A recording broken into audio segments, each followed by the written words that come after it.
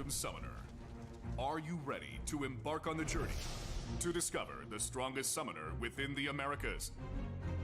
SWC 2019 will be in Los Angeles, California. This year, the rules have changed for SWC mode. When facing the opponent, players won't be able to pre-ban the same monster consecutively, so prepare for unpredictable matches and results. Now, let's talk about the journey these players will take to become America's strongest summoner. First, there will be an online qualification. The first trial will be online preliminaries, where 18 players from Season 8 and 9 will compete, but only 14 players will advance. Additionally, 2 skilled summoners from SWC 2018 will join the fight. A total of 16 summoners will compete fearlessly for the America's Cup. To be part of these elite players,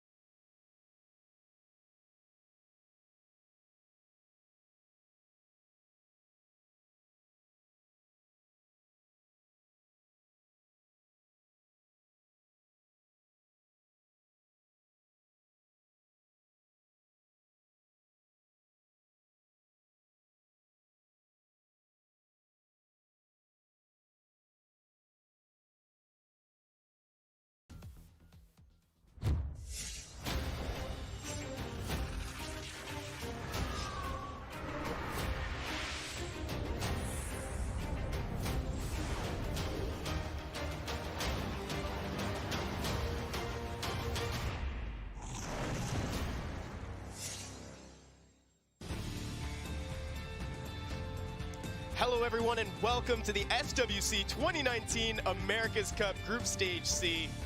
My name is Evan and I'm still your host, and I'm still joined at the table by Stoic and Make It a Bud. How are you guys doing today? Doing great. Doing excellent. Awesome, glad to hear it. We have some intense games today. This is frankly the most intimidating group stage that we've seen yet. But let's go ahead and take a look at the structure of the tournament that we're going to be seeing today. So here's our overview, and just like the last couple group stages, we have 4 players for a total of 5 matches. And this is all to find the next 2 players to join in the America's Cup proper on August 31st. That's right. We have Group C today, guys. And you can find us here Saturday, 12 p.m., now till America's Cup. Speaking of America's Cup, we have a prize pool of $20,000, and for our World Finals, $140,000 prize pool. And today's game mode will be Summoners War 2019 mode. Unlike your normal SWC normal SWC mode where you get a pre-ban, in the 2019 mode, you cannot pre-ban the same monster twice in a row. So today, you will see all those overtuned, overpowered LD monsters and a lot of Ganny Hathors coming into play. As Evan likes to call it, your Face Your Fears mode. Face the Fears mode. Love anything that promotes diversity in that pick ban phase. Here are the group stages that we've seen before. Group A and Group B are all done, and we're sitting on Group C today with Tiger, Barion, Sylent, and Romanfury, so 2 SSA members at the end of that too. And for all the matches that you're looking forward to in Group D, make sure to join us right back here next Saturday, same time, same place. Here's a look at the bracket for today. We got Tiger and Romanfury starting us off today, followed up by Barion and Sylent shortly after, and this bracket does have a loser's bracket to help us find those 2 people moving on to the America's Cup. So Tiger and Romanfury are starting us off today. Let's go ahead and get to know these players a little bit more through their player profiles. So Make It a Bud, what can you tell us about Tiger? Well, Tiger is a fellow malicious member, one of the best players in the game, has a lot of tournament experience, having played Summoners War Championship 1, 2, and now 3. Likes to use that Vivachel and that Tianlang, has a great monster pool, great boons, and lots of tournament experience. I think we're going to see a lot of great drafts from him today. All right. Tiger's going to be going up against Romanfury, leader of SSA, fellow guildmate as well, of course. Romanfury brings a lot of meta drafts, so you're going to see the Ganny Hathor. You're going to see Okeanos. He likes to have his control. Look at this fun guy right here. He's got a strong monster pool, really good rune quality in his account as well. I look forward to seeing this guy play. And here's some data that was gathered during RTA Season 9. Their most picked monsters, most banned monsters, and most banned against.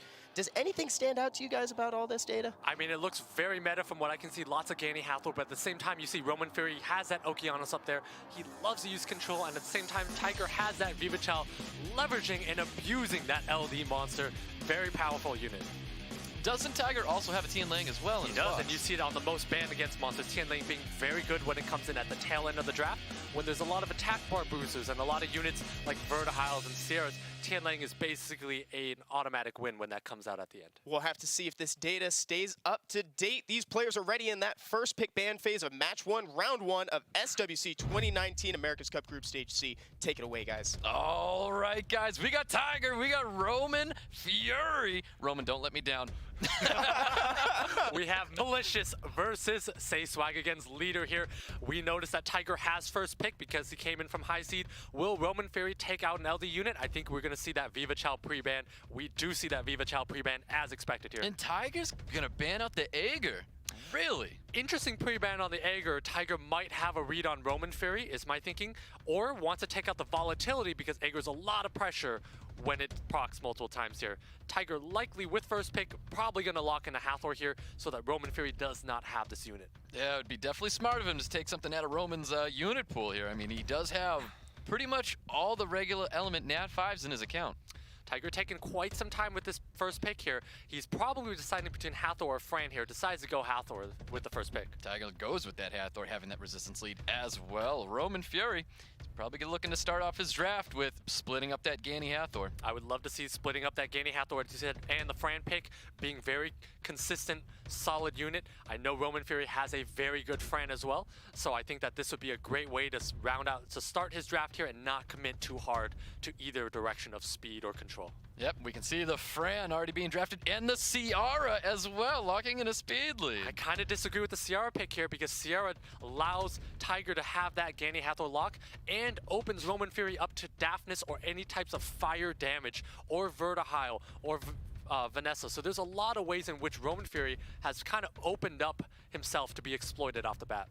Yep, now giving up that Ganny Hathor does not take the Ganny Hathor. Tiger goes and locks in Vanessa Vertihile. Very good picks from Tiger side. Tiger side countering with the speed lead, taking it here in case Roman Fury goes with it again.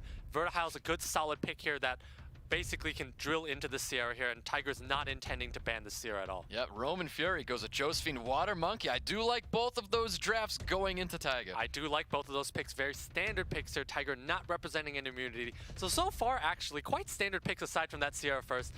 So I think we have a pretty good game here. I would like to see Tiger take that Ganymede here and probably some sort of a Daphnis, but we'll see. He definitely needs at least one more damage dealer. Oh, does not go with the Ganymede. Tiger brings in Ethna and Diana. Interesting picks here. Not bad at all. This Antares here that Roman Fury is taking is likely going to be force banned here because Antares is so good against Tiger's team. But Roman Fury is showing some indecisiveness. I think he should lock in the Antares over the Tessarian because Antares has a lot more volatility and Tessarian sits at a much slower speed, but I think Roman Fury's indecisive does go with the Antares. I got nervous for a second. I saw that Tessarian. I'm like, no, please no, bring back the Antares, and he does. Roman locks in the Antares to finish up his draft. So your guild leader made the right decision, went with the correct unit. I think Tiger here is representing a lot of damage here, though. I think Antares is going to be the ban from Tiger.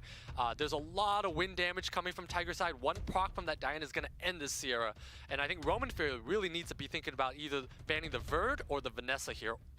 And he chooses to take out the Ethna, which is odd. At the same time, you see an Antares left in there, which is odd as well. So both players making very interesting bans here. I think a little suboptimal, but this draft right now, I do feel like favors Roman Fury a bit because he has more damage, more control across the board. That's right, both these players go with these speed leads. I'd have to say I don't agree with the pre-bans. I mean the bans. Pre-bans are fine. But all right, guys. Roman Fury not believing in Will Rune, so he's going to be slept by this Hathor right off the bat. Yep, everybody gets slept. We can see the passive gets procced on the Josephine. Josephine's looking to get a provoke out onto the field. So this Water Monkey on Roman Fury's side needs to be the world's best Water Monkey and needs to stun everything because Roman Fury's in a rough spot. Provoke gets resisted onto Diana. Was able to strip the immunity, but that was all. That's highly unlucky. That luck meter of Roman Fury, as you saw, clearly a 1 here, unable to get that provoke on the Diana. Yep, Vertihile forced to go after that Water Monkey King. And at this point, Tiger should be thinking about defense breaking the Josephine because he has immunity, chooses not to, and goes with the conservative play. Yep, continuing to focus down Water Monkey King. And at the same time, Tiger's in a rough spot. When he transforms, this Water Monkey King will cut this Diana. So if Diana gets stunned, Tiger's in a weird spot. Yep, that's right. He was able to get a turn out of it. No stun goes out onto Diana. Does not get a Bioproc, and we have Diana here going in on Water Monkey King. And Water Monkey King is super squishy, clearly a crit damage one. Big violent proc, it's gonna be able to finish off that Water Monkey King right here, and he goes for it. Tiger has that, why? Because I'm a G Diana here, taking that proc. We'll see if it takes another one, but Roman Fury's gonna lose his Water Monkey King right off the bat. Ooh, and that's gonna be it for Water Monkey King. We're seeing him transform back into unicorn form. Can he receive a stun? No stun goes out onto Josephine. We see the turn gets popped up at the Antares, so he's out of his sleep now. And at the same time here, Tiger has a huge advantage, needs to keep pushing this advantage here, and Roman Fury's Antares has not procced very much, only procced once so far this game. Can it cut the Diana? That is the question. Ooh, Tiger goes on the defensive, throwing up shields. We get Josephine coming out of that sleep, looking to get a first kill stun onto somebody. Very good conservative play here. Roman Fury does not have a defense break, so shields are very good here. Ciara's still asleep. Roman Fury needs to proc a lot. That's right. Oh, big defense break onto Antares, trying to capitalize off it, getting that attack break. But return, that was a revenge stun onto Hathor. It's a lot of damage on that Antares. That Antares kind of squishy. Roman Fury, no Will Rune, squishy units in trouble here.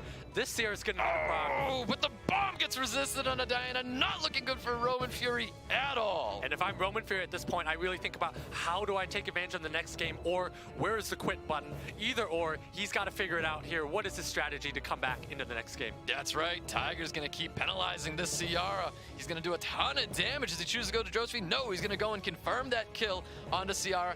Roman Fury really up against the ropes. And Tiger with the human form auto attack to assert dominance in this match. There it is. Tiger taking round 1 against Roman Fury. Tiger's got a point on the board in this best of 3 up against Romanfury. Romanfury just couldn't make anything happen at the end. That was so devastating when Ciara missed the bomb. And honestly, he really needed to get something like that. It would have gained a little bit of traction for him. It was resisted. And I think at the same time, Romanfury started the game on the back foot, having 3 units off will. Josephine not being on will doesn't matter, but 2 units off will, and at the same time, having a Water Monkey that's on crit damage, being open up to Diana, and of course, Tiger being a little lucky, or 22% lucky, and able to proc into a basically kill right there. But one thing we were talking about earlier is how Tiger has been prepping this season by not picking the Viva Chill. He's been trying to see about maybe if it gets pre-banned, what does he do? And that came And now it won't be pre-banned, so we will see this overpowered unit come out in the next game here. We're going to see the power of LD monsters. I'm excited to see it, but it does favor Tiger just a little bit more. We'll have to see how that comes into play in the pick ban phase. These players are ready for round 2 of match 1. Guys, take it away. Here we go, guys. Round 2 between Tiger and Romanfury. You can see the pre-bans right here. Vanessa. That is not a Vanessa. That is the dark... Heart Magician. Heart Magician, thank you. Viva Chow. One of them. Aegir, and actually Tiger taking with that Aegir allowed kind of put Romanfury in the back foot, because I know that Aegir allows people to come back, right? And Viva Chow being pre-banned, now Tiger is going to have access to that Viva Chow. Very dangerous unit here. And he takes out the Jaeger.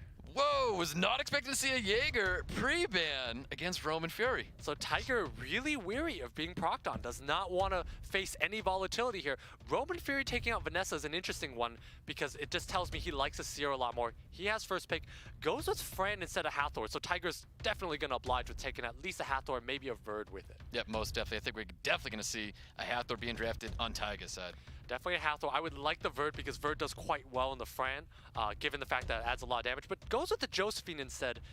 Not sure about the Josephine pick, because Romanfury has not shown any control yet. Romanfury can easily punish this with more damage or ways to control the Hathor. Yeah, seeing that Josephine draft just looks like he's trying to take it away from him, so he didn't have that kind of thing, kind of penalizing him by removing that unit from his box. Correct. It's a little early to take it here, but he does want to take it so that Romanfury doesn't have it. Romanfury, a Sierra pick would be very great here. Aegir's also a very solid pick here. Goes with the Diana Aegir. Yep, Diana Aegir. I think that's a fine response against that Josephine being drafted earlier, but does need something to handle that Hathor. Yeah, definitely a fine response here. Does not have an answer for Hathor. If Hathor does get banned, though, Tiger is on the back foot. Josephine is quite weak against Aegir and Diana, so Tiger really needs to make something happen.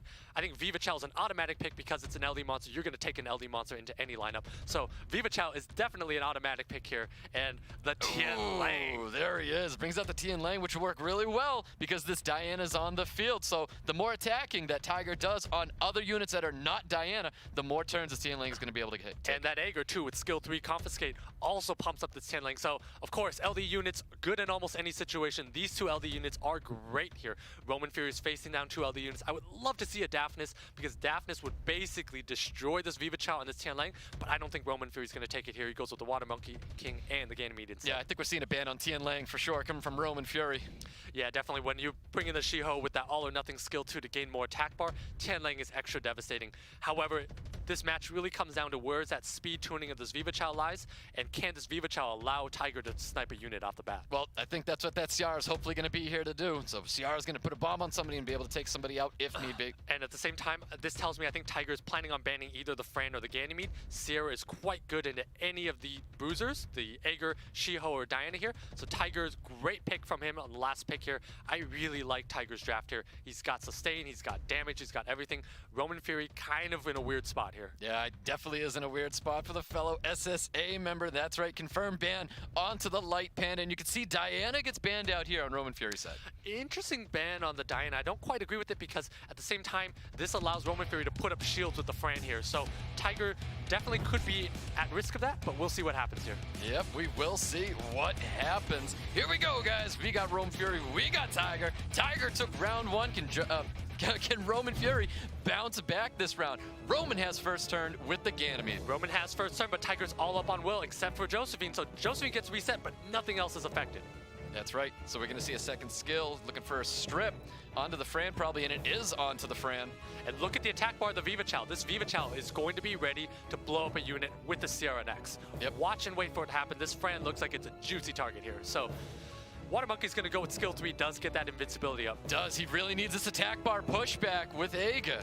Romanfury does need to land it. If he lands it, he will be in an okay spot, but still under a lot of pressure from Sierra. There it is. Ton of damage coming from Maker as well. Able to get that additional turn. Branding effect goes out. We're going to see a bomb from Ciara. Sierra does choose to put it on the Aegir. Interesting target here because Fran does have heals, but at the same time, I think Romanfury is going to be going to sleep against this Hathor. So Romanfury is in trouble once this Hathor gets his turn. Yeah, not even a Vile Proc from this Ganymede could save him from everybody going to sleep here. Goes and continues applying damage to Viva. We're going to see the sleep come out onto all 3 units unless we get a resistance. No resistance is out there. Resist God's not shining on Romanfury right now. He's going to need to have lots of 22% in a row or else he is in trouble right now. 2-turn sleeps are massive here. Oh, Tiger only receiving a stun onto Hathor, but Hathor already popped her skills, and we get the cleanse here with Viva. And Viva Chow still has that offensive skill 3 here, but he can just wait, do a lot of damage with this Viva Chow. Water Monkey is exposed right now, is probably ready to eat a Sierra Bomb, but we'll see. Maybe he'll bomb the Aegir instead and chooses to whittle down the Water Monkey. Yep, you can see all that attack bar gained from Ciara. That's most definitely a crit rate Ciara. Definitely a lot of crit rate on that Sierra here. Tiger slowly looking to see what unit he can take out. Does not need to blow the skill here. That Water Monkey's so squishy against this Viva Chow. Yep, look at all that attack bar. Gets the additional turn anyways. Bomb comes out onto the Water Monkey King. He could set this off right now. That's 2 units. Tiger is showing Romanfury the door right now. Oh, that man. Roman is down 2 units against Tiger. Not looking good at all. He does not have the damage to continue this match. Yeah, there's no way they're coming back. And that's it. Tiger 2-0s Romanfury. Romanfury's gonna bump down to the loser bracket. Tiger with the explosive finish on that round. I couldn't. Yeah, that's fine. I get one. I get one pun. Indeed, explosive. That was great. So Tian Lang was a great forced ban on that one. He countered several of the units on Romanfury's side.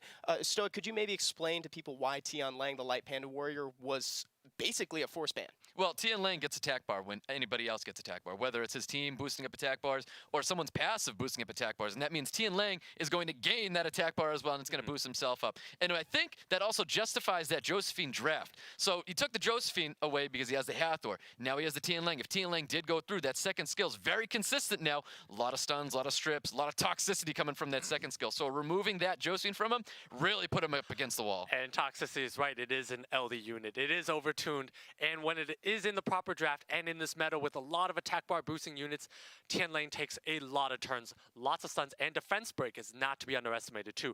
That first skill, when it lands at defense break, being a light unit, there's no elemental weakness. So when you land that defense break, every unit becomes squishy. Anything's a target. That Viva Chow is going to be hitting for a third of a unit's health. That Sierra is going to be autoing for a third of that unit's health. So Tian Lang really enables so many drafts and just destroys a lot of teams. So that had to be a pre-ban there. And that crit rate CR as well would have been even better with that Tian Lang, because you start filling up his attack bar up to half at least on that CR using first skill, which is awesome to see. Yeah, that's right. And the Tian Lang would have countered the Diana, the Aegir, the Shield. That was a huge sample size in just one game. But with that said, though, Romanfury was never quite able to dig up a counter for that Hathor because, like you said, Tiger did a great job of depriving him of that Josephine right away in the beginning. Do you think it would have been more impactful to ban the Hathor? And that's a good point. I think once you see that Hathor lay down, or you know Tiger has a Tian Lang, right? We all know Tiger has a Tian Lang. I think what Romanfury could have done was either ban the Hathor and draft it around that Tian Lang, picking more damage-heavy units, or maybe other units like not pre-banning the Vanessa, but taking the Vanessa and enabling other types of teams so that he's able to fight a Tian Lang if it comes out on the table. That's right. Guys, just one quick note while we're in between matches, make sure to fill out the survey that we got in our chat right now, just so that way you can have a chance to win some cool in-game items. We're preparing for the next match right now, but before we go into that as well, I did have one more question from the previous round. So you saw that dance, like they secured the Hathor on one side, right? And they were kind of playing around as if one of them wanted to pick Ganymede, but nobody ended up picking him. Why did nobody pick Ganymede in that first round? I can't answer for them. I would have taken it. Yeah, right? I would have taken it. Take the counter away. But Ganymede combos so well with most units out there with that second skill Ventilate, third skill Sealed Magic onto the other opposing unit. You can combo Ganymedes with Water Monkeys a lot, or Water Monkey will strip a unit. Ganymede goes into reset. It's an incredibly powerful unit. I was very surprised not to see Ganymede or Daphnis. Daphnis would have blown up units off the bat. We didn't see that. Apparently these players don't like to see fireworks, big action plays. And you wouldn't know it by the end of that last round, right? With those two bombs. So looking forward forward, we're going to have Barion versus Sylent coming up right now. Let's get to know these players a little bit more through their player profiles. All right, so we have Barian here. Again, a very experienced player, has been around since the beginning of Summoners War, went to SWC 1 Worlds, competed very far in SWC 2, is here in SWC 3, has a very strong monster box with the Nephthys Yanhong and deep rune pool. The creator of the Barian formula, he is one of the best players in the game. And we also have Sylent. So Sylent, he participated in prelims last year, and he's going to be back for some redemption. And not only redemption from last year, but Romanfury got bumped down to the loser bracket. Can Sylent take one home for SSA? Now Sylent brings a lot of similar stuff to what Roman was bringing before. He likes his control, he likes his Gani Hathor as well. So we'll definitely see some, possibly a different draft coming from Sylent. And here's that data gathered from RT Season 9. Most picked, most banned, and most banned against. Stoic, does anything look cool to you? Anything stick out? I mean, Ragdoll's always going to be banned. You knew exactly what I was asking. At the same time here, Barian here, he takes the same team, same lineup every time. He does not care what the opponent has on the field. He knows he's going to win. That's why you see on the left-hand side, that is confidence coming out of Barian. Barian's able to flex that rune quality, most definitely. Barian is one of the most respected players out there. We got these players ready in the pick ban phase for match 2, round 1. Guys, take it away. All right, guys, we've got Barian, we've got Sylent from SSA. Sylent, we're gonna need a big game from you, but you got a tough one ahead of you with Barian. Barian being one of the best players from AV. I know that he's got a lot of fans rooting for him.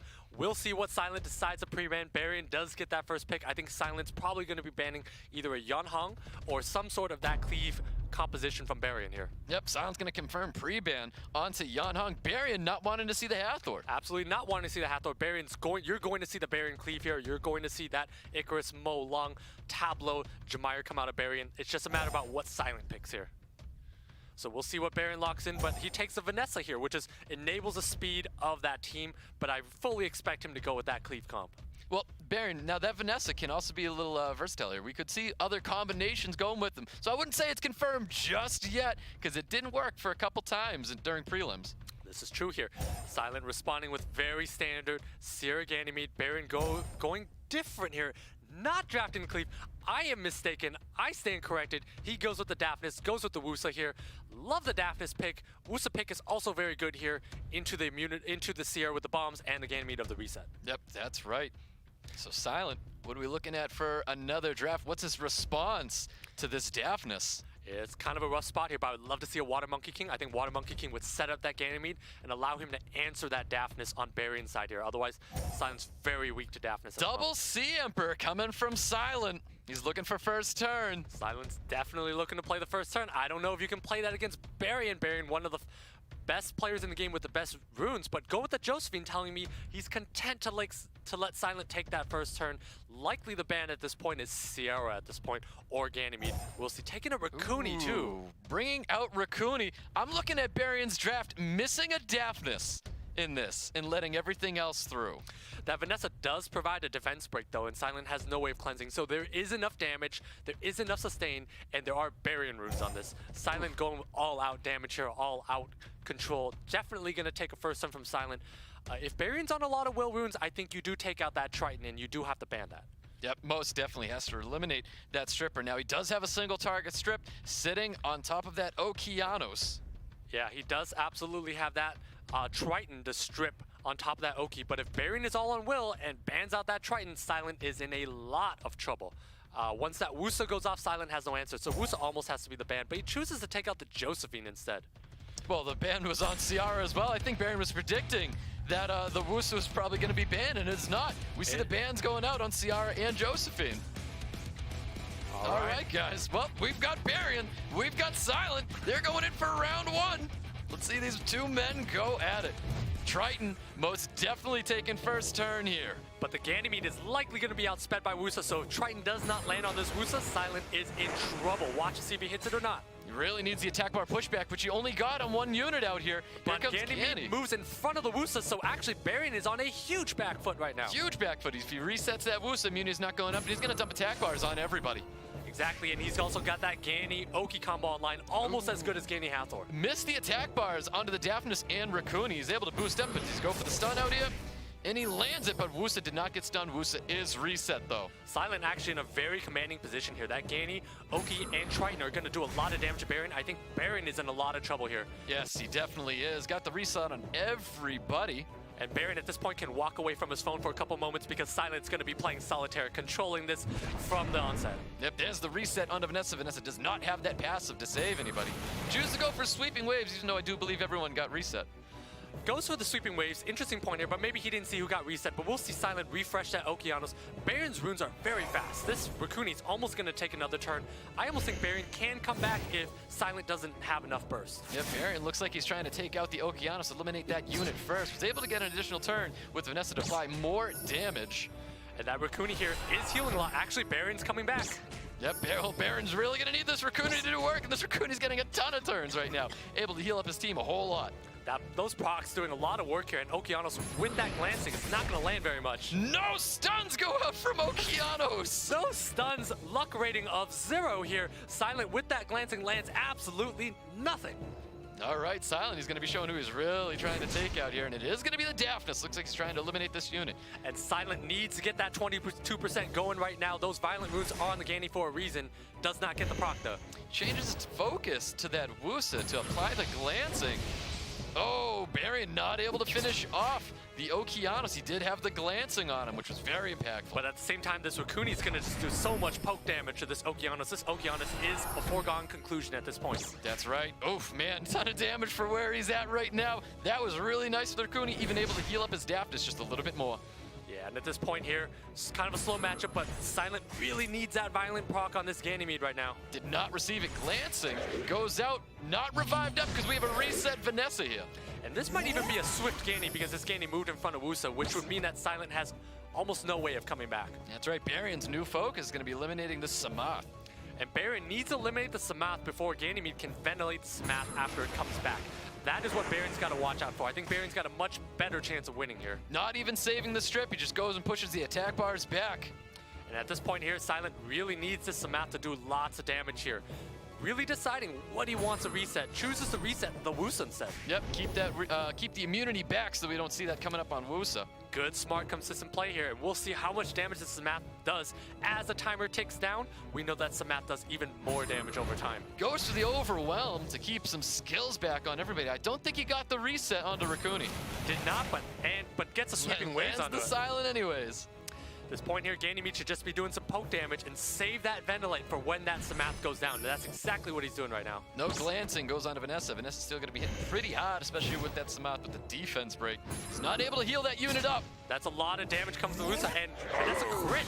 Was able to finish off, get the defense break onto Ganymede as well. We're going to see a big skill coming from Samath, and not as much damage as I thought we were going to be seeing there. But that Ganymede moves in front of Barion's team, so Ganymede's going to get another Ventilate onto the Samath. Sylent is going to take this, I think. Oh, Sylent really needs to take this one. He's able to get the glancing onto Vanessa. You can see he's really trying to pound away at that unit. Gets the reset onto Samath. Samath's got skills. Back up. Rakuni continuing to heal. We're going to see big damage coming out Sylent here. This is almost like a cleave by Samath is what we're seeing. That's right. He's trying to really press down this Ganymede on Sylent's side. He needs to apply more damage on this field so that he can get the kill with Samath. And Sylent needs to do damage to the Wusa and just kind of even out his damage.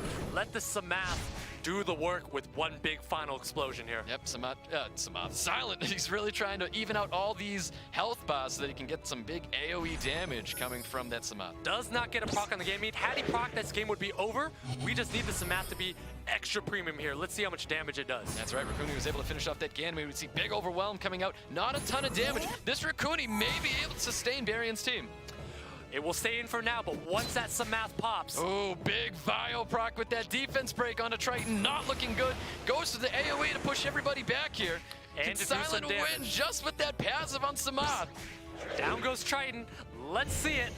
Let's see the damage. There he is. He didn't finish it off yet. We are going to see a ton of damage coming in from this passive. It's going to ignore defense. And Sylent just should hit the auto button. Here comes the passive. Finishes off all 3 units. Sylent takes round 2 from Barion. Round 1 from Barion. Sylent excellently played Protect the Samath and he benefited from that. Whew. Wow. Excellent way to end that match, Sylent. Thank you for the game. He's got 1 point on the board up against Barion. And that's saying a lot because Barion is a great player. That Raccoon did some serious work. That Raccoon kept him in the game for a while. We saw cleave by Samath there. That ventilate onto Samath. 2 passive explosions on a Barion team.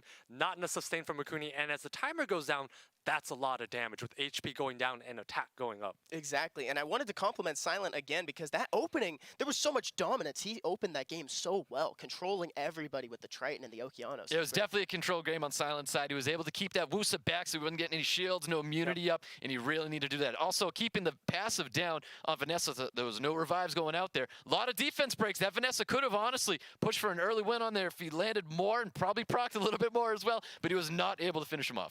And good choice there of bringing the Swift Ganny. We didn't see that Ganny proc a single time. I think it's on Swift because it went in front of that Wusa. So very unfortunate for Barion there. Ran into a Swift Ganny and was basically controlled off the bat. That's how we saw that Sylent with the big plays there. Yeah, early resets. Early resets were really, really big. Well done, Sylent. Let's see if he can keep it up in round 2. We got these players ready and waiting in the pick ban phase. Guys, take it away. Here we go, guys. Sylent Barion. This is round number 2 between these two men. Does Barion answer with his original cleave? Or are we going to see him change it up? So those are a couple questions outstanding. Does Barion go with that cleave where he's known for?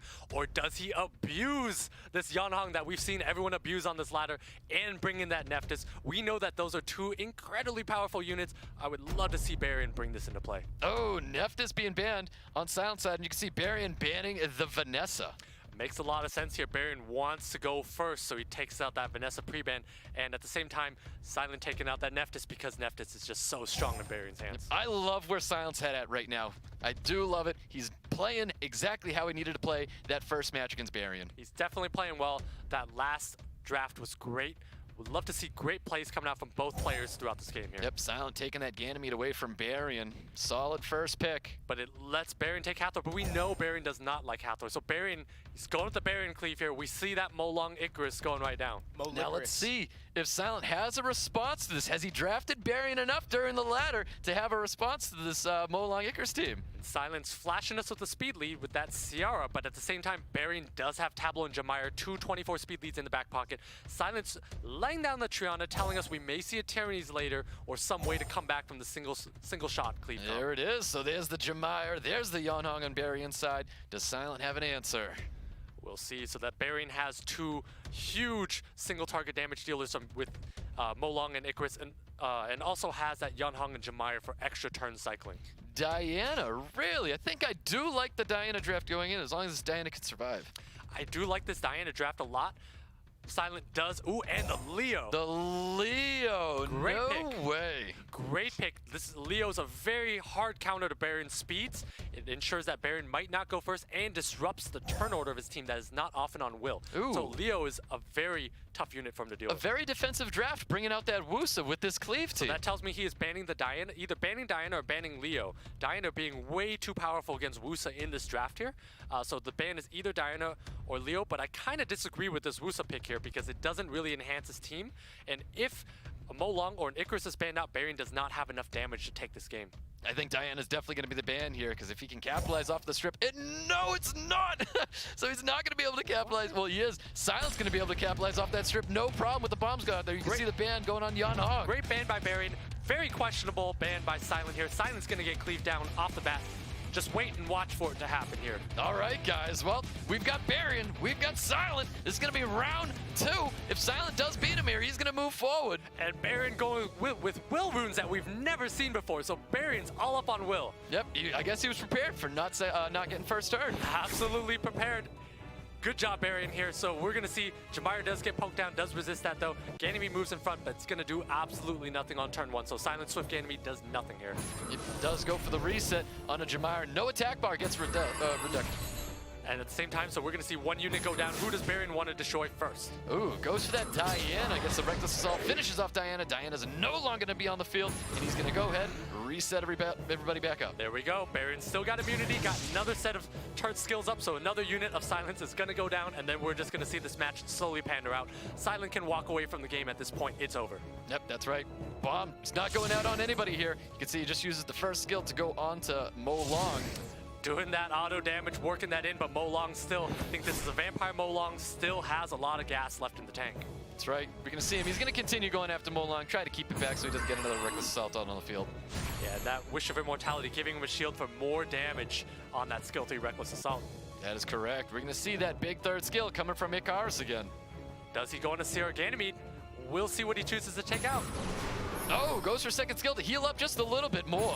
I like that conservative play here because he can do that third skill later. Does not need it now. He still has immunity up. That's right. Went for that reckless assault on Ciara. Not looking good as well. Still can't get a bomb out onto the field. Great play with Barion. Barion playing out of his mind in this game here. Sylent on the back foot. Yep, most definitely. He's going to keep focusing this Josephine, this Molong out.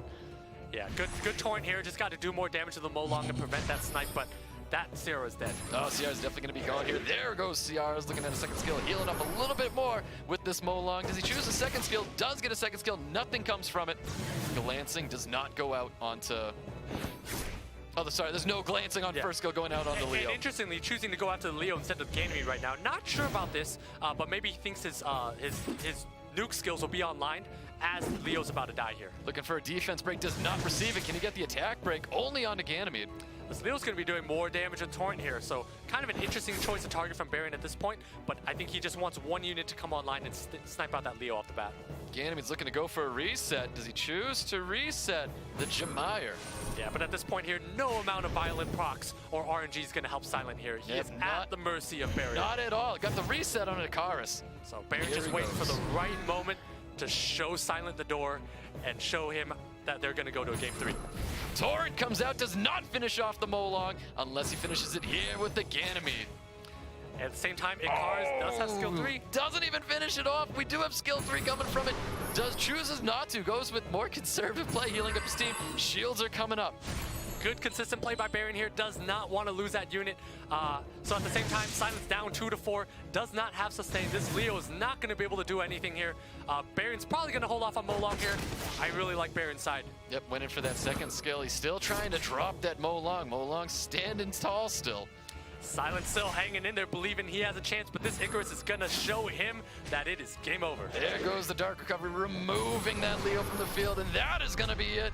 Barion takes round 2 from Sylent.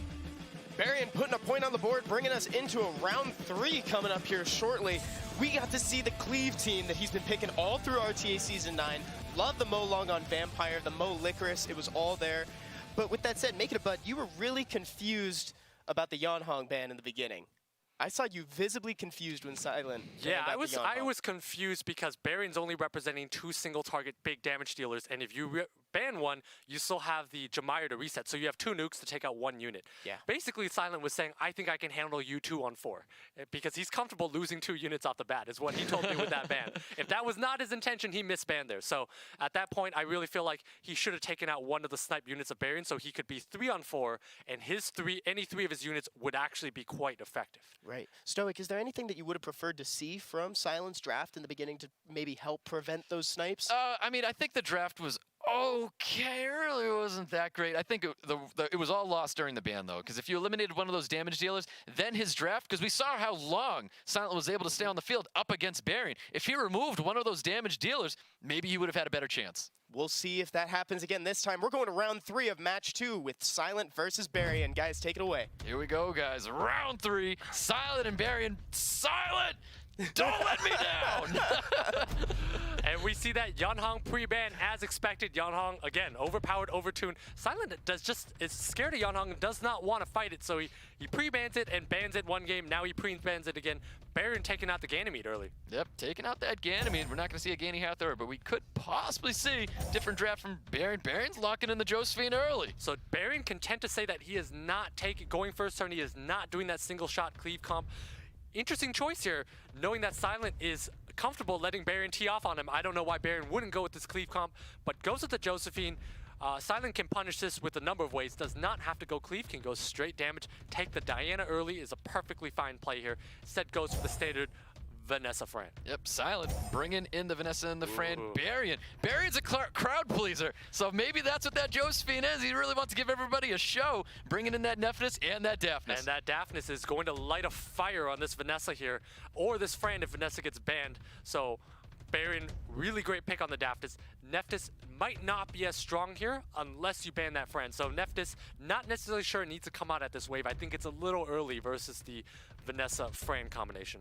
Are we going to see double Sea Emperors? We do not. We get the Okeanos, and then we get the Aiga coming from Sylent side. Sylent side, very good. I know he runs a very strong Aegir. We see a Oak on Barion's side here. He is clearly not scared of this Aegir. This Aegir is so strong against Barion's lineup. Rogue Tableau is going to round off Barion's draft. Interesting to see that Rogue. I mean, it's nice to see it pull the Neftis with it to get the silence onto the field. Yeah, at the same time, it does kind of reset the cooldowns of all the units that pulls by one. So interesting play there, but no Vertihile to kind of tee off the Rogue. Usually you see those two together. So, but Barion's team, I think, very fast. This is probably the world's best Rogue at 280 plus speed. So Barion got a very strong unit here. Sylent seeing the threat and goes with the Triton because he wants turn one. There it is. We do get our double Sea Emperors with the Okeanos and that Triton wrapping up Sylent's draft. And Sylent with this Triton last pick needs to ban out that Josephine. That is probably his main way to win here. Otherwise, he is going to be controlled by this Josephine. So he needs to ban out the Josephine.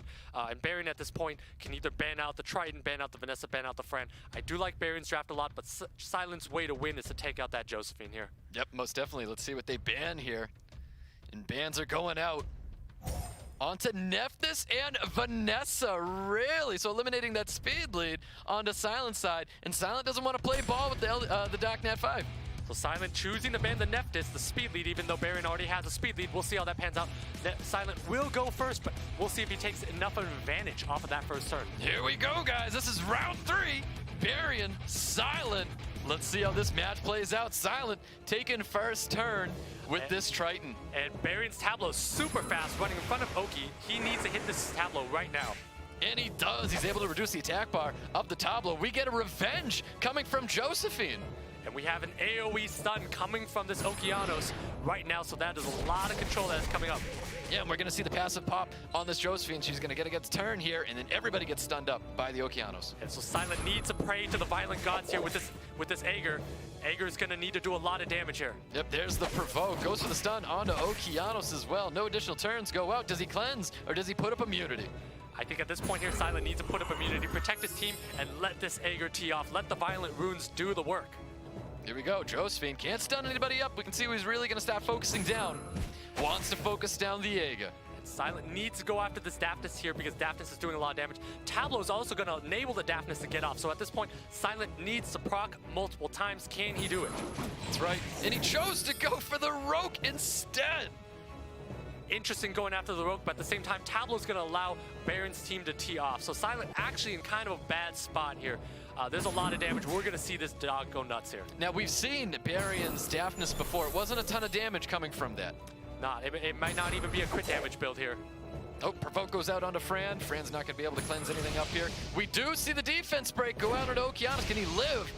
Does live from that Daphnis. And Rogue is going to kill a unit here. There it is, and we get the additional turn from Rogue as well. Can we see some madness coming from that unit? Not enough madness as that Rogue does not proc, does not get the defense break on. Sylent does stun up the opposing team. Yep, sweeping waves comes out. We've got nice silences on this field. Really needs to drop this Rogue. Can he drop the Rogue with the Aiga? And Aegir's clearly got violent runes on it because it does proc and has skills up again. Oh, goes for a big skill too, dropping that Rogue. It's a 3-3 against Barion Sylent here. I really like Sylent's side here. Barion's got cooldowns down on Daphnis, and Sylent has a lot of damage coming out from this Aegir. Yep, big stun onto Fran. Barion really needed that. Able to third skill this Daphnis. Daphnis looks a little bit on this tanky side. Daphnis is quite tanky, but Aegir's moving in front on it. It's doing lots of damage, just training in damage here. Barion's in trouble. Barion's gonna need some doubles, does not receive any doubles at all. Big second skill, probably going right onto Daphnis. Branding effect goes out. And also interesting to note here, Barion does not have sustain. Sylent does. Aegir heals itself and Fran does heal. So Sylent in a commanding spot here. Definitely is. Really needed that glancing, or else he would have been able to finish off that Daphnis. At this point here though, Barion needs to let Tableau do Tableau things, otherwise he is in trouble. That's right. We're going to see a big second skill coming out, getting the glancing onto that water barbarian king still.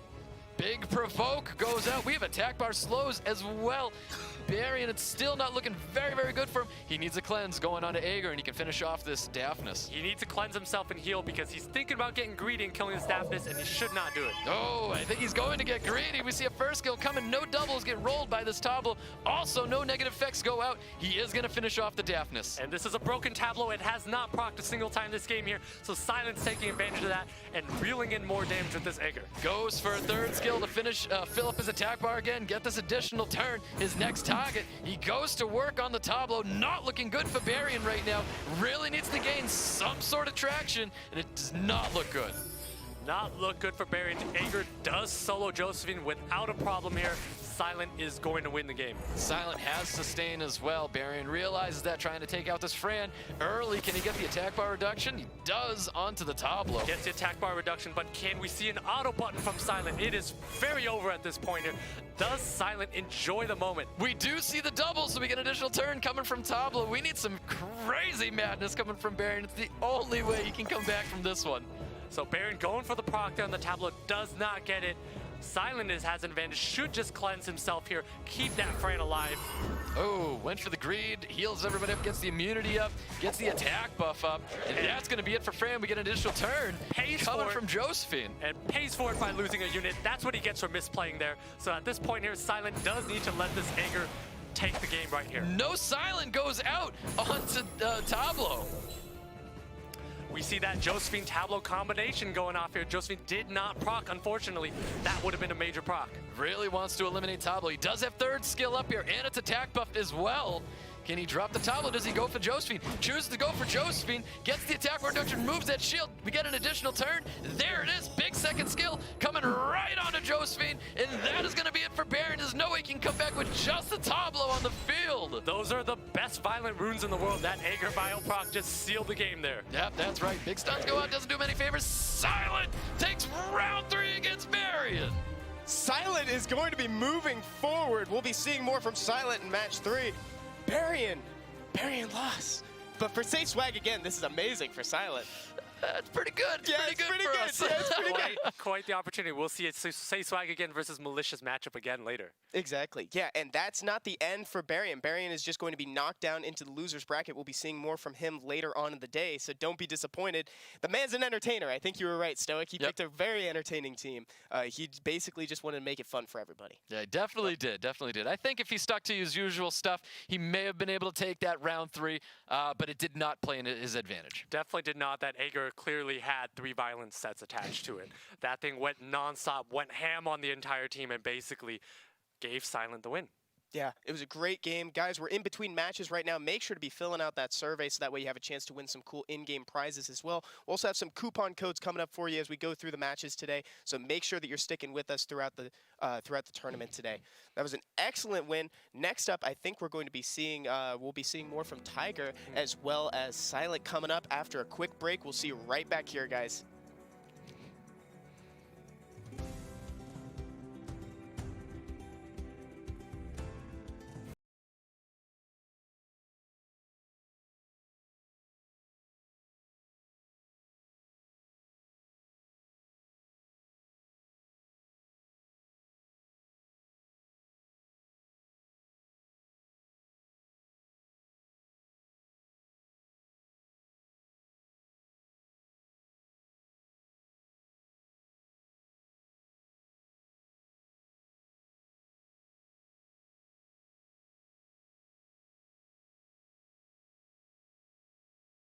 The win in match 1 against Fideo Lopez.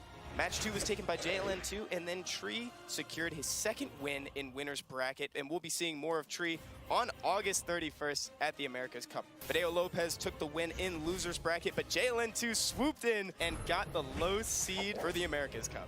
We saw in Group A that Dreams Joseph and Thompson were our first 2 placements for the America's Cup, and now they're joined by Tree and JLN2 from Group B. Group C and D are happening, so be sure to come to twitch.tv/ComeToUsUSA to watch your favorite matches. We saw some really impressive plays last Saturday at the Group Stage B, and now we're going to send it over to Make It a Bud so he can tell us a little bit more about our Monster MVP in this week's Monster Minute. Take it away, Make It a Bud.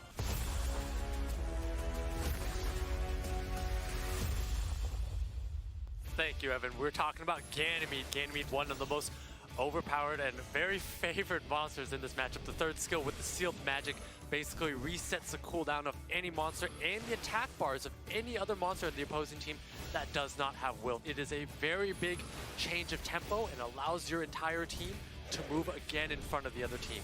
That is a very strong skill. And on top of it, Ganymede also has a second skill, Ventilate, which refreshes cooldowns of an ally teammate. So in that example, we see Ganymede refreshes the Rika. So Rika has two very impressive skills with that skill 2 of stunning the entire enemy team, skill 3 applying a lot of dots and a lot of slow debuffs. You get to do it twice with the Ganymede. So that's very threatening. And at the same time, don't forget Ganymede also has skill 1, the ability to put glancing. So it's very good into ponies, where ponies cannot transform after they have glancing because they cannot crit reliably.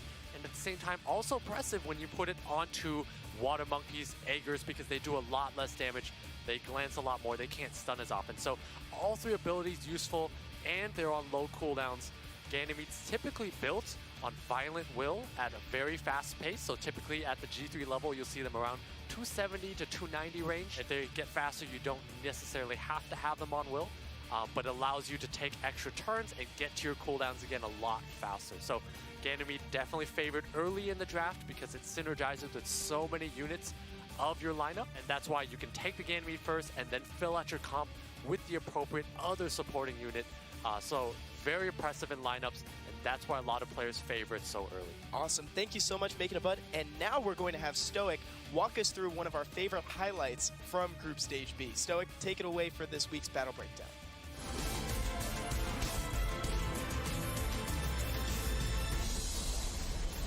That's right. We're going to have Fidel Lopez and Jalen too. And this was that second match between the two of them. So now Wusa was never able to get that shield and immunity up on his team. Now knowing that, not getting that immunity net shield up means the Daft is not going to defense break and then be able to snipe him. The branding effect is on the light cowgirl. So Jalen too definitely took a chance going for that light cowgirl and finishing it off with that hellfire. The branding effect was enough. Now the threat assessment with JLN2, he goes in and he starts taking care of what he thinks is the next threat, and that's going to be the Odin. So the reset comes out on the Odin. Odin does not have its passive up, and lacking that passive, if he dies, he is not going to get revived up due to the knowledge that he has stacked on him right now. You can see JLN2 is trying to stop that Verti-heal, so the Verti-heal wouldn't get any turns with the first skill stun coming from Water Monkey King. Now Odin with 4 stacks should have been able to deal a little bit of damage, but we actually didn't see incredible damage coming from this Odin. Fidel Lopez doing what he could to keep units back, but it just wasn't able to pay off. We should have saw so much more damage coming from a 4-stack Odin, but we did not see much coming from him. JLN2 is going to continue focusing down Odin, and then after he removes this damage threat, it does not look good for Fidel Lopez. You're going to see this Water Monkey coming in with a 3rd skill to finish off Fidel Lopez, and that's when he realizes that he does not have enough damage to keep moving forward here. Thank you, Stoic, for that awesome breakdown. And finally, we've arrived at our last segment, where I have 60 seconds to summon it all up.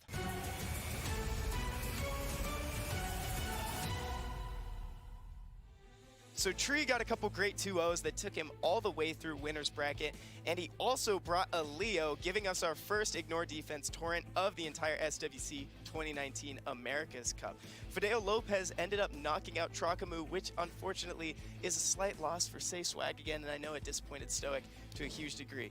Fidel Lopez got an amazing round 1 win against JLN2 by bringing in a Rauk. I never stopped loving seeing that Rauk early on. Got a great cleave against him, but JLN2 didn't let it happen again, and he was able to clean up and secure the low seed placement for the America's Cup, meaning that now Tree and JLN2 are going to be joining Thompson and Dreams Joseph at the America's Cup on August 31st. Time with an easy 13 seconds left to spare. That's how you wrap it up. Yeah, that's it right there. That's how you sum it up. Okay, guys, so now looking ahead a little bit, who do you think is going to be winning in Group C?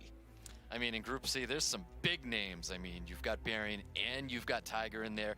Not to say Sylent and Romanfury aren't big names, because I'm on there. There are SSA names in there. They are your guildies. You do got to support your guildies.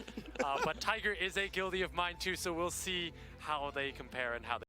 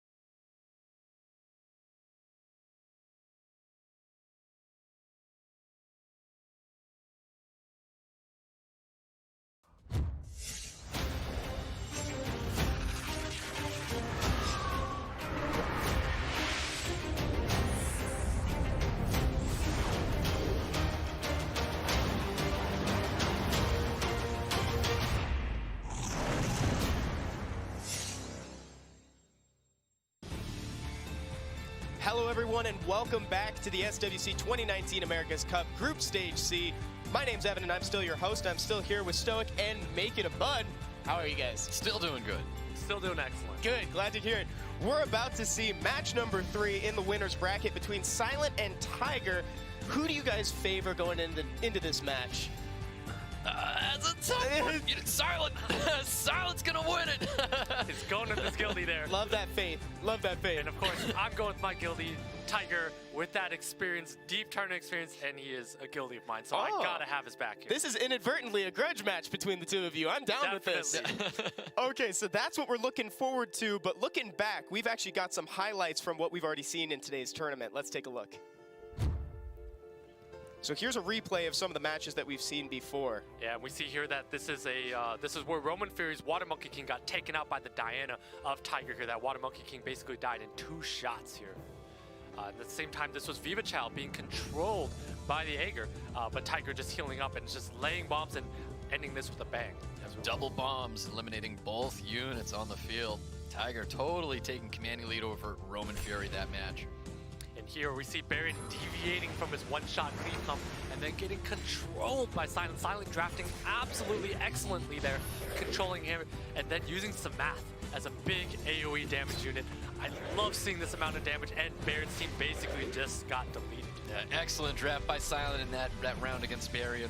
Loved seeing the Samath. Samath with that big overwhelm coming back and ignoring defense. And here's where Sylent basically showed us that he was content to lose 2 units off the bat by not banning either Icarus or Molov here. So lost 2 units off the bat as expected, and then slowly just lost Leo over time. That's that Barion cleave, man. You either have a response to it or you don't. Exactly. Guess Sylent did not, but at this situation here, Sylent did draft very well here, using Aegir with 3 violent sets attached, maybe even 4 violent sets attached to it, and just continuously training damage into Barion's comp. And you can see, now this is where I look at Daphnis, and I wish Daphnis always had more damage. You never want to get that defense break and leave that unit onto the field. If he had eliminated that Okeanos, maybe we would have a different tournament. Exactly that. Leaving a little bit of damage basically means you didn't kill the unit, so you didn't do what you should have done, and if you don't have enough of a follow-up, you can't take advantage of it. So in that situation, Sylent just let the runes on the Aegir do the work and took the win there. Exactly, and that's some math that probably ended up being my favorite part of the tournament thus far, by the way. That was exciting. My favorite thing about that sort of situation is that it's inevitable. What are you going to do? Not attack the Samath? You have to. So you're going to have to kill your own team, essentially, and that feeling is very, very strong. Guys, we've got Sylent and Tiger queuing up here. Let's get to know these players a little bit better through their player intros. And again, we have Tiger here. This is him at SWC last year against Fate Memory. Tiger, known for his deep tournament experience and Viva Chow Tianlang. Very strong player. We just saw him with a dominating performance here today. So we're going to see if he continues to push that aggression forward and if he can press his advantage against Sylent. Maybe Tiger's luck went up just a little bit. And then we have Sylent here, fellow SSA member, as you all know now. Sylent's got a tough match going head up with Tiger. We may see more Samath, and we may not see the Samath going up against Tiger.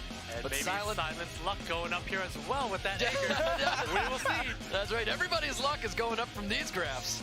Love to see the stats adjust over time during the games. And there's that RTA Season 9 data that we've seen so far. Most pick, most banned against.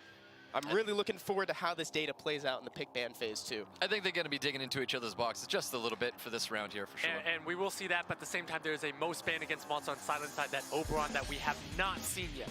So Sylent, maybe if they're taking it easy on his first game, decides not to bring out an LD unit. Maybe it just wasn't good against Barion, but I feel like we will be seeing an LD unit from Sylent against Tiger today. Here we go. I'm excited for it. We've got Tiger and Sylent ready and waiting in the pick ban phase for winner's match, round 1. Everything's on the line. A trip to the America's Cup is at the end of this match. That's right. We've got Tiger. We've got Sylent. Winner moves on, and winner we get to meet in America's Cup. Will it be Tiger or will it be Sylent? And loser still has to fight his way for another chance to come back. So let's see who wants it more here. I think from Sylent side, we're going to see pre-ban either on Tianlang or Viva Chow, and it's going to alternate between games here. And on Tiger side, we see that pre-ban on the Ganymede. That's right, and Sylent pre-banning that Viva for this first round. So on Tiger's side here, I think we're going to very much see that Hathor first pick. He's got that first pick, going to lock it down, and Sylent should be taking the Fran as a counter pick. Ooh, Tiger locking in Hathor, not letting Sylent have that unit. As expected, will Sylent overcommit with taking Josephine is a big question here, but Sylent definitely at the very least needs to take a Fran and does take a speed lead in Vanessa. Good solid choices here. Definitely love that Fran Vanessa. Strong draft starting out when you see that Hathor on the other side of the field. Good strong draft. Vanessa also being a fire unit. Also speed leader. At the same time, Fran also providing protection and attack buff. Tiger here does need to decide if he wants to do more damage with the Daphnis and a Vertihile. As expected, I love these picks. Very aggressive draft with there, the Vertihile and the Daphnis. Can he snipe something out and not leave it onto the field this time with Tiger? Absolutely, and at this point here, Sylent does need a counter with a Water Monkey. Tiger does not have immunity, so Okeanos works just as well here, but that AoE control from Sylent, great pick. Josephine also being very strong against Hathor. We are not seeing a Hathor ban this game. Sylent definitely likes that Okeanos. We've been seeing that unit coming from him from a whole lot, and the Josephine being a fine draft with this Hathor on the field. We may see either Vertihile or Daphnis ban here, depending on what Sylent feels is more threatening. At the same time, Tiger going with an Azaria, a Nat 4, not light and dark unit, and he goes with the Diana. Interesting picks here. Yeah, very interesting picks. I mean, with the Diana on the field, looks like he's going to be leaving that possibly Josephine and Fran on the field. One of those fire units might get banned out. The Azaria, he's confirming that his Hathor's going through. So I think that the ban here has to be the Josephine if you're bringing Azaria in, because Josephine does very well against Azaria. But that Antari's great pick here because that basically nullifies Diana. So I think Tiger needs to be banning this Josephine. And if I was Sylent, I wouldn't be banning this Diana. I'd probably be banning either this Verd or this Daphnis. Looking at this draft, I feel like it can go either way until we see these bans out. I can't favor anybody just yet. Very difficult to favor one or the other here, but I think Tiger should be sticking to banning that Josephine, but we'll see if he chooses to change his mind and ban the Fran instead. Oh, there it is. Azaria gets banned out by Sylent, and Tiger's going to go and ban out the Vanessa, removing the speed lead on his team. Interesting ban on the Azaria here. At this point here, Sylent and Antares need to do a lot of work, but Sylent has a chance of losing a unit off the bat if the Daphnis resists the reset from the Okeanos. That's right. We saw more will runes on Sylent's side. But all we're seeing is a Fran right now with immunity up. Can he land the reset? And does need to land the reset on the Hathor here because Fran moves after the Hathor. So Sylent in a really weird spot here. There it is. Does land that strip and the reset on a Hathor. Hathor does not have skills up. We're going to see a first kill coming out. And Daphnis moves in front of this Josephine here. So at this point, Sylent cannot buff on the Fran. Actually, never mind. Vertihile moves in front. That Fran is going down. Oh, we do get a proc, but there is immunity sitting on top of Daphnis. No despair stuns are going out. Does he go for the full despair and not boost up? He can technically use it, and he did, and not worrying about boosting attack bars on this field. Yeah, at this point here, Tiger definitely does not want to touch that Fran. That Fran is a sitting duck here. So at this point, Tiger just needs to land third skill Hellfire. There it is, defense break. Can he remove the Fran? And he does so. That's it. We've got a 4-3 going up against Sylent. Already on the ropes. That is the end of Fran. See ya later. And at this point here, Tiger is just waiting for his cooldowns to reset and also has Vertihile to slowly gain attack. No strip on the shield lands. Provoke. Provoke does work in Tiger's favor because he's still able to get that passive up there. Does not get the stun from the Josephine onto the Verd, but does not matter. Does get that Okeanos full team stun. There it is, the full team stun onto Tiger from that Okeanos. We get an additional turn coming from Daphnis. Daphnis looking at a third skill. He does. He goes for the overwhelm. Looks like he got it on everybody. Counter comes out, no stun onto Daphnis. And that is a violent Daphnis. We don't see those very often, so it's a little bit slower, but violent proc there, so he's going to get his skills one turn sooner. Josephine looking to focus out something here. Goes for the Diana, not wanting to boost up any attack bars. Getting that stun as well. We get another turn coming from this Antares. So Sylent is calling the luck gods here. Does get two very quick procs on the Antares. Needs to continue that luck if he wants a chance to win this game. Nice despair stun onto Daphnis. There's a little bit of that luck showing again. Does he continue to focus the Daphnis? Definitely does. That Daphnis is quite squishy. Tiger does have that Vertihile online though. That is a lot of attack bar that is coming. That's right, does get the attack break. Wind on the fire up against this Antares, applying more damage on the Antares. Antares gaining another skill. We're gonna go for an AoE stun. Does he receive any stuns? Two big stuns on a Hathor and Vertihile. Massive return stun though from the Diana. Damage, and that's Daphnis going down. This Antares is incredibly lucky. Overpowered unit. This is a Nat 6 that we're seeing here. Goes to Spirit Devastation to make sure he has that reset onto the Hathor. No additional turns going out from that Antares. We see he's going to continue focusing out Diana, not wanting to boost up any more attack pass. And Tiger has a weird spot here. Did not want to get cut by Josephine. That's why he did not transform. That's a lot of damage being taken by Tiger. I think Tiger is in a very bad spot here. That's right. Big stun goes onto the vertical from that provoke and revenge by Josephine. We're going to see a third skill coming out. He's going to stun everybody up. And we're going to see if he continues that focus on a Hathor or the vertical to eliminate a unit. Yeah, this Vertihile's going down here right now. Oh, does not finish off the Vertihile just yet. Still has that reset up. I don't think he's going to be using it. I think he needs to drop that Vertihile. And if I'm Tiger at this point, I either look for the quit button or I just think about how I want to come back in the next game, because you are not coming back against a Nat 6 Antares here.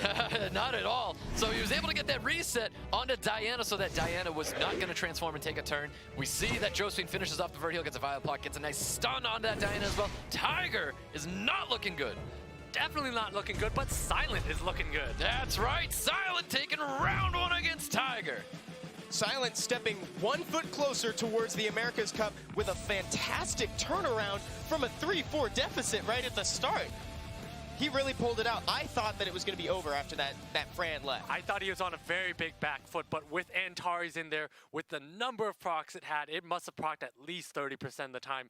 It's a very difficult unit to deal with when it does proc that much and deal that much damage. I also think Sylent had very good decision making on the field. I think he attacked the correct units, he eliminated them all appropriately, and he was able to keep units down like Hathor, not allow getting that third skill. He had that reset up. I feel like he had so many turns with Okeanos, he was able to get so many resets out onto the field even after just resetting the Hathor. Really played well for Sylent. Yes, he definitely played well against Sylent. See if you can keep it up in this next round. We're going into match 2 right now. That's right, guys. Sylent, Tiger. Can Sylent keep it up and move forward? Can he get the 2-0 onto Tiger? Can Tiger get an upset in here? You can see the pre-bans from before. You can see the Viva pre-ban and the Ganymede being pre-banned. Or will Tiger do Malicious Proud and come back and take the next 2 games? We will see. This is a malicious, very much a malicious versus Say Swag again matchup. I think we're going to see Sylent pre-banning the Tian Lang. We're going to see that alternating pre-ban because that is not a unit Sylent wants to deal with. So we will see a Viva Chow be drafted here. There we go. Pre-bans go out. The Tian Lang being pre-banned by Sylent. You can see Okeanos being pre-banned from Tiger. You realize that's something that Tiger really likes to draft. And not just that, Tiger pre-banned the Okeanos because he's taking a Viva Chow in, and Viva Chow is weak to Okeanos off the bat. So very good pre-ban by Tiger. Sylent goes with the first pick, Vanessa. Very interesting first pick here. I don't know if that would have been the unit I would have chose to take away from Tiger, but that's what he drafted. That's what he drafted here, but maybe it's because he knows Tiger has the best Vanessa in the world. Tiger's Vanessa is very powerful here. If I were Tiger here, I have Gany Hathor.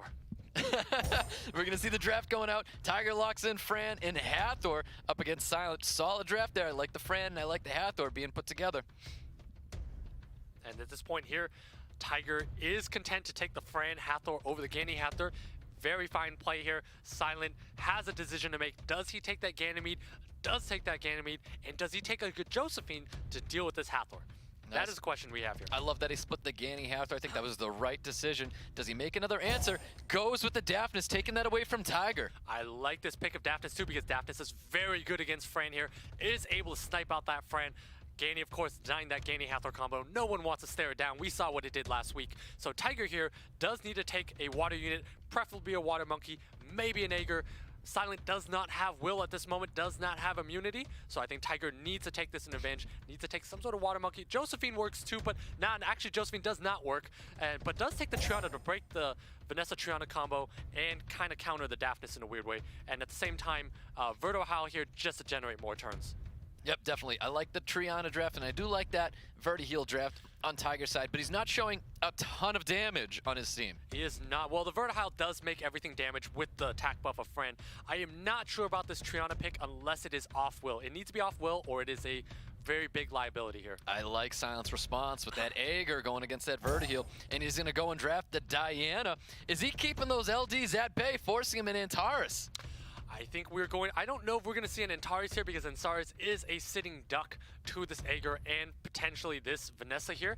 But I think Tiger is in a very, very difficult position here. We see a Jean coming from Tiger. I feel Jean in the correct draft can be a devastating unit on the field. This is the correct draft for it. This is an absolutely great pick because he now has 2 AoE control units from Hathor, Jean, and Vertihile, putting Sylent in a very awkward spot. If I were Sylent, I would need to think about taking out either the Hathor or the Jean, maybe the Vert as well is a fair option too. Those three are going to be your picks. Unless Sylent thinks he can take turn one. If he bans out the Hathor, can he plan on getting that snipe onto John? Well, Tiger at this point here, I don't know if that Jean's going to get sniped because there's a Triana on the field, but Tiger needs to call upon the Violent Gods, needs to put 5 Violent sets on this Vertihile or he's in trouble. Well, here we go, guys. We got a big game for Tiger here. Or can Sylent take it and move forward? We're going to see first turn, guys, being taken by Sylent, but we do have some immunity up, and there's no immunity sitting on that Triana. And noted that Triana's off will here, and that leaves this Jean or this Fran wide open. This Hellfire should be going on the Fran here. Does he take it out? Does he make the right target choice? Went for Fran, no defense break. It gets resisted. Can he finish it off? Does not finish off that Fran. Definitely does not. Gets very unlucky to get resisted, so clearly the wrong choice because he got resisted there. Highly unlucky for Tiger. Now he's on the back foot because this Jean Vertihile Triana is going to do a lot of damage. Really is. He chooses to go for the provoke. I would probably go for the provoke if I was him, and he does. Gets that provoke on a Ganymede and Daphne. Shields going up so he doesn't get any more glancing put onto himself. Let's see. No, chose to go for skill 1. Interesting choice to go for Diana here, not wanting to pump the Diana up in front of the Triana. I think that's a little bit of a misplay on the auto attack, but that is okay here. The Triana is going to pump up more damage, hits the Diana, but Diana here, if it does proc, now has the ability to proc because Triana is not going to be able to cut it. That's right. He's going to continue going after Fran. That was a ton of damage coming from that Diana. Big damage coming from the Diana, and one more proc is going to end this Fran's life. There's a nice stun, too, onto Fran. Not looking good for Tiger at all. Looking a little difficult, but at this point... He does get a Vio proc with that Fran. Able to sustain just a little bit more. Big stun goes out onto Diana. But I do like Tiger's position here. He has triple heals on this team. Sylent is getting worn down and is being controlled. I think Tiger is actually in a very good spot here. He might be, because he does have those provokes still sitting on Sylent. He is in a little bit of trouble. We'll see if he can make his way out of this. Goes to the cleanse, heals himself up. We're going to see another heal coming out. There it is, full immunity up on Tiger's team. So very big proc on that Fran there, allows him to pick himself up to full. So even if that Diana procs, this Fran will not drop in one hit. Oh, and he chose to stun the Diana, really keeping that Diana back. We're going to see provokes going out. Tiger in full control right now. That Jean doing a ton of work, enabled by this Vert. This is a lot of turns that Tiger's taking. Yep, Tiger trying to focus out that Diana, eliminate that unit. Stun goes out onto Jean. We're going to see a cleanse coming out. Immunity's right back up. And at this point here, Tiger can be conservative and save skill 3 or can just do more damage and just pump more damage in. Either play is okay here. Tiger in a commanding spot. Went for the attack, but Vio procking with this Jean. Jean's going to have provoke up, and he's got units already provoked, and that is why Jean is a perfect draft here. Perfect draft, as you said, with this Vertihile giving up more turns. The Fire Ragdoll doing a lot of work in this game here. Yep, really is. He can choose to cleanse that if he really wants to. Does not need to. Continue focusing out Diana. If he can eliminate this unit, it's going to be a lot better for him. It's going to look really, really good. And we're seeing a tree Fran on Tiger's side. That's a lot of procs. That tree that Fran took probably does not matter, but that is a lot of procs. There's the provokes that we keep saying. He keeps these provokes on the field. It is looking so good for Tiger right now. He's going to finish off this Daphnis fairly quickly. And Sylent realized that, concedes for the 1-1. Tiger takes round 2. Tiger putting one on the board, bringing us into a round 3 for the winner's match. He doesn't want to give up so easily on that ticket to the America's Cup. Tiger did a fantastic job controlling that Diana the whole game. It was essentially a non-threat. I think if he was able to finish off that Fran, that first round, landing that defense break, eliminating a unit right out the gun, would have been a lot better for him. But So- Jean was just way too impactful. Way impactful, and as we can say, Sylent had a 22% chance of winning and did not get 22%. So unfortunate, Sylent maybe had the violent luck from his earlier games run out. We'll see if he can call upon that luck again this game. And Stoic, you really loved the Jean pick right from the beginning. You I got love the Jean excited. pick. So I like drafting it myself. I don't always draft it correctly, but but in a good draft where he doesn't have immunity, doesn't have any cleanse out there, Jean can be amazing to keep everybody down, especially if Jean gets the Vile procs, and she did. There was always provokes on the field. It's such a good unit when it's drafted like that. Brought me back to SWC 2018 in that way, actually. Correct. Good draft by Tiger overall. Very strong. Great in the Sylent's lineup without immunity, so we saw what happened there. We'll see if Sylent can pivot and turn this around. Yeah, we'll have to see in round 3 of the winner's match. They're ready and waiting in the pick ban phase right now. Here we go, guys. Round 3, Tiger and Sylent. Winner moves forward. I can't stress that enough, Sylent. Winner moves forward. Tiger, we can hang out in America's Cup if you win this game right here. So we're going to see a pre-ban from Sylent onto the Vivid Chow here. The question is, what is Tiger going to pre-ban? Knowing that he has that first pick, he is likely going to get Hathor here if he wants. I think Tiger's definitely going to ban something we saw last match. We could see a Daphnis ban. The only reason he didn't get that kill was because he didn't get that defense break. We could possibly see a Daphnis ban go out on Tiger. Was an impactful uniform. There it is. Pre-ban on the Daphnis. You can see the pre-ban on that Viva. That was an obvious pre-ban coming from Sylent. Very good call there. That Triana not being on Will allowed that Fran to be wide open. But again, Tiger getting a little lucky there, not getting that Fran sniped out. Realized Daphnis is a threat, decides to pre-ban it. And he's going to take that, takes the Vanessa first, letting Sylent take that Gany Hathor. We'll see if Sylent bites on this or goes with the Fran Hathor instead, being a little bit more conservative. Does he bite on it? That's very interesting to allow your opponent to be able to take Gany Hathor like that. I feel like some players might try to aim that up. Like, go ahead, take the Gany Hathor, and they know they have an answer ready for it. We'll see what Sylent's mind is at. Does he want to play full control, all-out offense, or does he want a more balanced comp with the Fran to be able to protect his team again, knowing that he does not have Daphnis? But this Fran here means that Oberon is more valuable later. I would love to see an Oberon from Sylent. Yep, well, Sylent definitely not taking the bait, getting that Gany as well. Tiger stealing the Okeanos from him. And also taking that Josephine right off the bat, telling me that he is not banning that Hathor, and Okeanos also great answer to this Hathor. So Tiger, great picks from him, standard pick so far.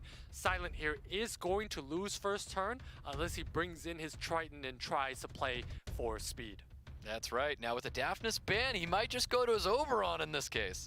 Would love to see an Oberon, but instead just goes with the tried and true Gany Hathor. Nothing wrong with that, and also takes the Aegir, content to play the long game here. That's right. So ban goes out on Josephine. It could look really good for Sylent having that Aegir going up against 2 fire units. And Tiger here is in a bit of a weird spot. That Gany Hathor is very strong, overpowers Josephine. Needs to bring in enough damage to threaten a kill to Sylent. That Aegir is also very good against Vanessa. So Sylent, great draft so far. Tiger is in a bit of a weird spot here. Yep, looks like Tiger's gonna wrap up his draft with Vertiheel and Diana. Now keep in mind on Sylent's side, that was a Swift Ganymede. Is this the same Ganymede we saw last time? We'll see. It might be Violent as well. These players oftentimes run 2 different Ganymedes. We have no way of knowing here. Tiger here does have that speed advantage, but if Vanessa gets banned out or Oki gets banned out, Tiger may not take first turn. I think Sylent's got a great draft going here. Maybe an Antares is the last pick here so that he can counter that Diana and Verd, and Sylent hurt us here. Yep, definitely. That Antares is a very good response to everything on Tiger's side. Maybe not so much that Josephine, but if he does get the lockdown on Josephine, there's really not much to worry about. Sylent looking pretty strong.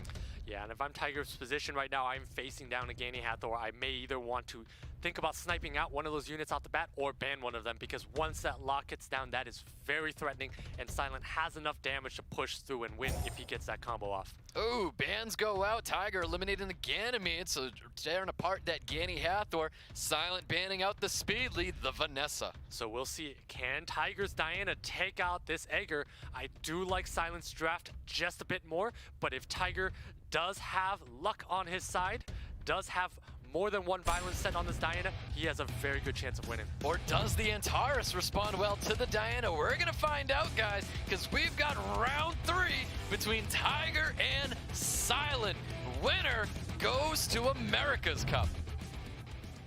All right, Okeanos taking first turn. We're gonna see some immunity out on the field. I probably wouldn't be going for the stun. Maybe he wants to go for that reset on the Hathor or the Fran. Definitely going for the reset on the Hathor because he does not want to get slapped himself, and does land it. That's right, Hathor gets reset. We see Vertiheel taking a turn. Here he's gonna change his focus to the Fran. We do get the first Bio proc coming from this Antares. This Antares already doing what it did the previous game, taking games away, sealing the wins. This is the first proc here. Let's see how many more it gets. Went for just a first skill onto Diana. It was a lot of damage, pretty good amount of damage with that unicorn form. And he chooses to go for the provoke and does get it on the Fran and does stun it. That was nice. Keeping that Fran back is going to be really important for him. Does he choose to go for stun? No, he does not go for stun. Does he go to cycle? He does not. He's going to keep focusing out the Fran, not taking any gambles here. Definitely should have gambled on it because that Vertihile was moving in front of Aegir, so Sylent wouldn't be able to control one unit. Tiger misplayed there and should have transformed with Diana and went for it. No attack buff goes out, no attack debuff goes out onto the Diana. We're gonna see a second skill coming from this Water Barbaric King. This Water Barbarian King should be going for the Verd. That Verd is going to enable Tiger's team here. So good play by Sylent. Does not get branding. Unfortunate there. Does land AoE stuns into all of Sylent soon. He's going to continue pounding away at this Fran. Fran does not receive any Vile procs at all. And Fran is going to be going down here. That Diana's moving next. Diana's going to be looking to kill this Aegir next. The question is, does he want to transform or does he want to let Vertihile take the kill? I think Tiger can do it in first skill. Do he take the gamble? He does. He takes that gamble, does not take the gamble, finishes off that Fran, shields up, goes on the defensive. Shields up goes on the defensive at this point here. Sylent's team not very good against shields here. So Tiger just taking it conservative, letting the Vertihile do the work. Yep, you can see he really wants to eliminate this Diana. Can he get rid of the shield? Does he choose to focus out Diana with that third skill on Aegir? I think he goes after the Vertihile, needs to switch targets because Vertihile tends to be quite squishy. Everything got resisted. He was able to remove that shield last, but no attack bar got moved on that Vertihile. Unfortunate for Sylent here. This Aegir is not the same Aegir from the previous game, so he is in trouble here. Tiger is up 4 units to 3. That's right, Tiger trying to focus out that Antares. Antares is one of the units that could really change the way this match is going right now. Nice stun onto him. And Tiger is content to pummel and damage onto this Antares, and there's nothing Antares can do right now. It has been stunned up this entire game. Attack break onto Diana. He's gonna go for Rain of Stones, gets everybody stunned up, not looking good. Does he go for the strip provoke onto Aegir to control? No, moves it onto Antares. We get the additional turn. Can he finish? Does not finish off just yet. Able to finish off though with this Okeanos. Not looking good for Sylent at all. And Sylent concedes. Tiger's gonna move forward to America's Cup. Tiger's looking to make another appearance at this year's America's Cup. Congratulations, but that's not the end for Sylent. He still has another shot in the losers bracket. Tiger did an amazing job controlling that Antares. It's almost like he didn't let it proc once, and even if it did, it wasn't useful because it was provoked. Exactly. Great draft from Tiger overall. Controlled that from beginning to end. Took out that Fran, laid on the damage. Great pick on the Diana. Was very conservative with it, but at the same time, I guess felt like he had enough an advantage that he didn't need to take the risk. So good, consistent play by Tiger. I'll see you in America's Cup, sir.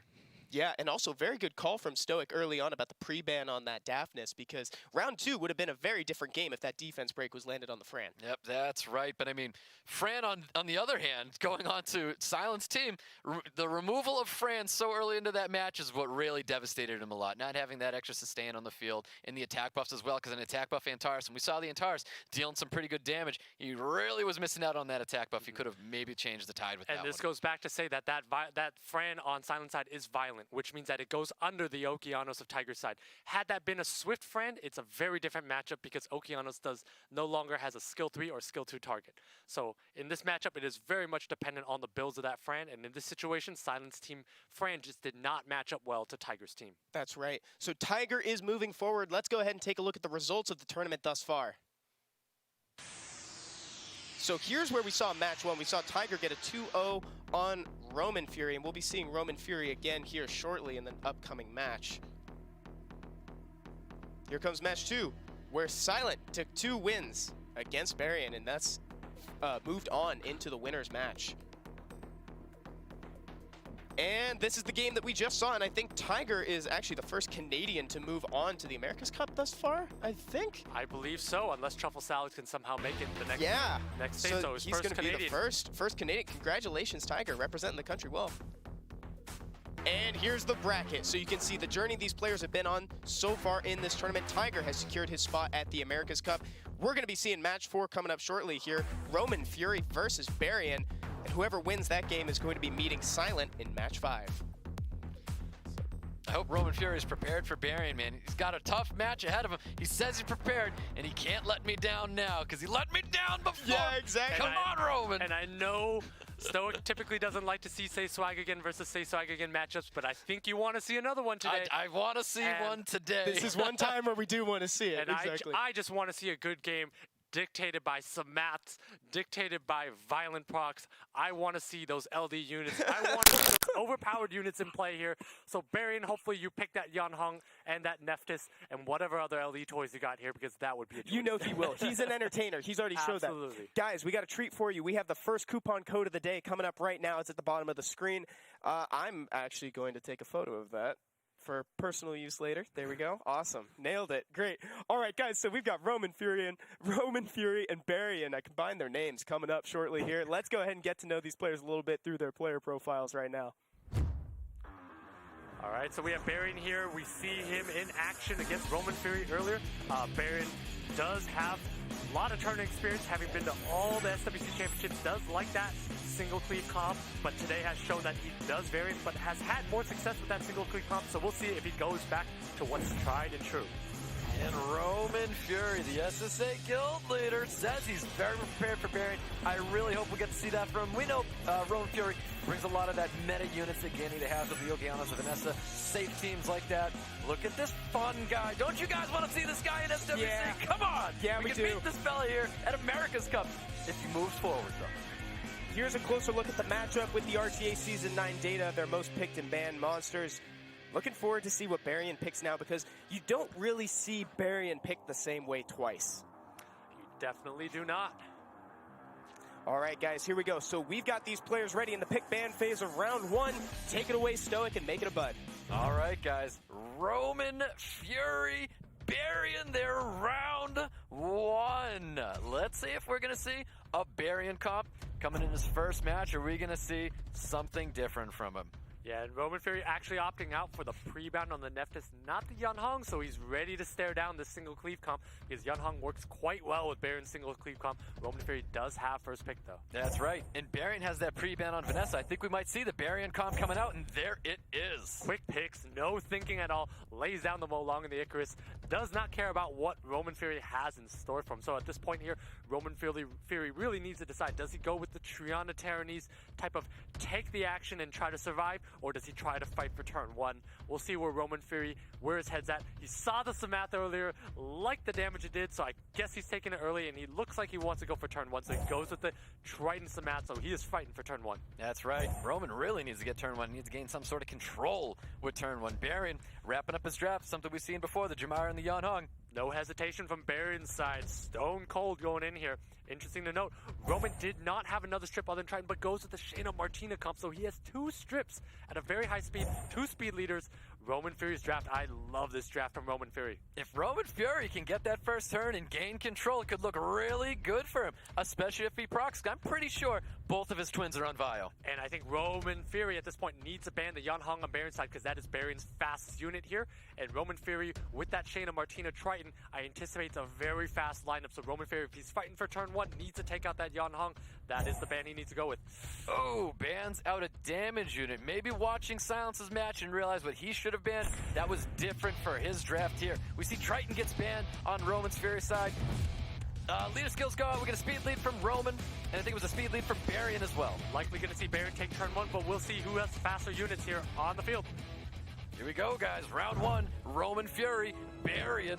It looks like Romanfury's going to take first turn with Ganymede. That looks like a swift Ganymede. That has got to be a swift Ganymede. So great read here by Romanfury, and Barion not on will boots. That's going to hurt. No attack bars get reduced, though. Got the reset on the Tableau, and that was it. That was incredibly unlucky, so that does not hurt at all. Ganymede actually does not reset attack bars. Highly unlucky for Romanfury. Very much unlikely. He was able to apply a ton of damage on the Cheyenne. Reckless Assault comes out. Does that finish up Cheyenne? And it does so. Cheyenne's gone, and it is just immediately not looking good for Roman. Oh, and luck is basically telling Romanfury to stay home for the American Cup, because that was incredibly unlucky here. Romanfury loses the Shayna, which is the main way to come back in this to win in this lineup, and he's lost it here. That's right. Got the defense break on the Molong, went for the reset. It is a Vio Samath. Vio Samath, I love it. Lots of damage coming out onto this Molong. Actually, Romanfury can decide to take out this Molong here. Might still be in a tough spot, but that's the first step to coming back. Really needs don't roll doubles. He did not roll don't roll doubles. Oh man, he did not roll doubles there. You can see he's really trying to focus out Molong and eliminate this unit. At the same time, Molong does not get that defense break, so Martina's able to stay alive longer. This Molong is going to be going down. Oh, nice Vio proc. That might finish off. He does have glancing though. Really needs to finish off Molong here. Yeah, Romanfury, smart decision not to hit the quit button, because it is not over just yet. Going for a little bit more damage and a little greed there, knowing that the Samath would take out that Molong. Very nice. So now we're going to see a reventilate going out onto maybe this Martina, so he can get that defense breakup. Chooses not to. Goes for the glancing onto Yunhong. Yeah, and he has to save that ventilate just in case the math does go down here. So Romanfury does have his skills locked up. let's see how much Barion tees off with that Yeonhong Jemire Tableau combo coming up. There you go, ton of damage going on Martina. Drops that Martina with Yeonhong. We get an attack break and a Bio proc coming from the Jemaya. So we saw parts of his single cleave comp. This is coming up. We're going to see that Tableau probably use skill 2 here. See if he stuns or not. Roll doubles as well. That's going to be an additional turn coming from Tableau. And that's a very big proc here because the entire team moves again. That's another fresh set of skills on the Yeonhong. That's right. Goes for that second skill with Yeonhong to deal a ton of damage to Ganymede. And at the same time, Ganymede's clearly the target, so once that Ganymede goes down, Samath does not have the ability to come back again. That's right. Went for Overwhelm, trying to reset attack bar skills just a little bit. Tableau looking to focus out Ganymede. Big damage. That defense break is out there. He can finish off the Ganymede right here. Gets another Vio proc as well. He chooses not to charge Artillery. We're going to see Glancing come out. No Glancing. Romanfury concedes first match. Barion takes round 1. Barion with 1 point on the board. He's going to have to do it again, though, if he wants to keep moving forward. And that's going to be a hard one. Barion's Yeonhong deals so much damage. Yeah, but more importantly than the Yeonhong doing damage is Barion's resist luck today is out of control. That Ganymede did not reset the attack bar. Not a single attack bar down. Basically gave away the game on the spot. Other than that, I really liked Romanfury's draft because had the attack bars been reset, that Shayna Martina would have gone off, Barion would have been cleaved, and this would be 1-0 the other direction. Yep. I couldn't believe when I saw that the attack bars not being reduced. The luck. What was his luck meter at? Because it's gone. It's going up. It's gone now. It was one, but we may as well just delete the luck category from Romanfury here because that was highly unlikely there. Man. All right, guys, so we've got round 2 coming up right now. These players are ready and waiting in the pick ban phase. Guys, take it away. Here we go, guys. Can we get a luckier round between Romanfury and Barion? We're going to find out. You can see the pre-bans from before. New pre-bans going out. Romanfury is going to eliminate Yeonhong. Barion's going to eliminate that Ganymede. Makes sense to take away the Yeonhong. Taking away the Ganymede also makes sense because that Swift Ganymede caught Barion by surprise.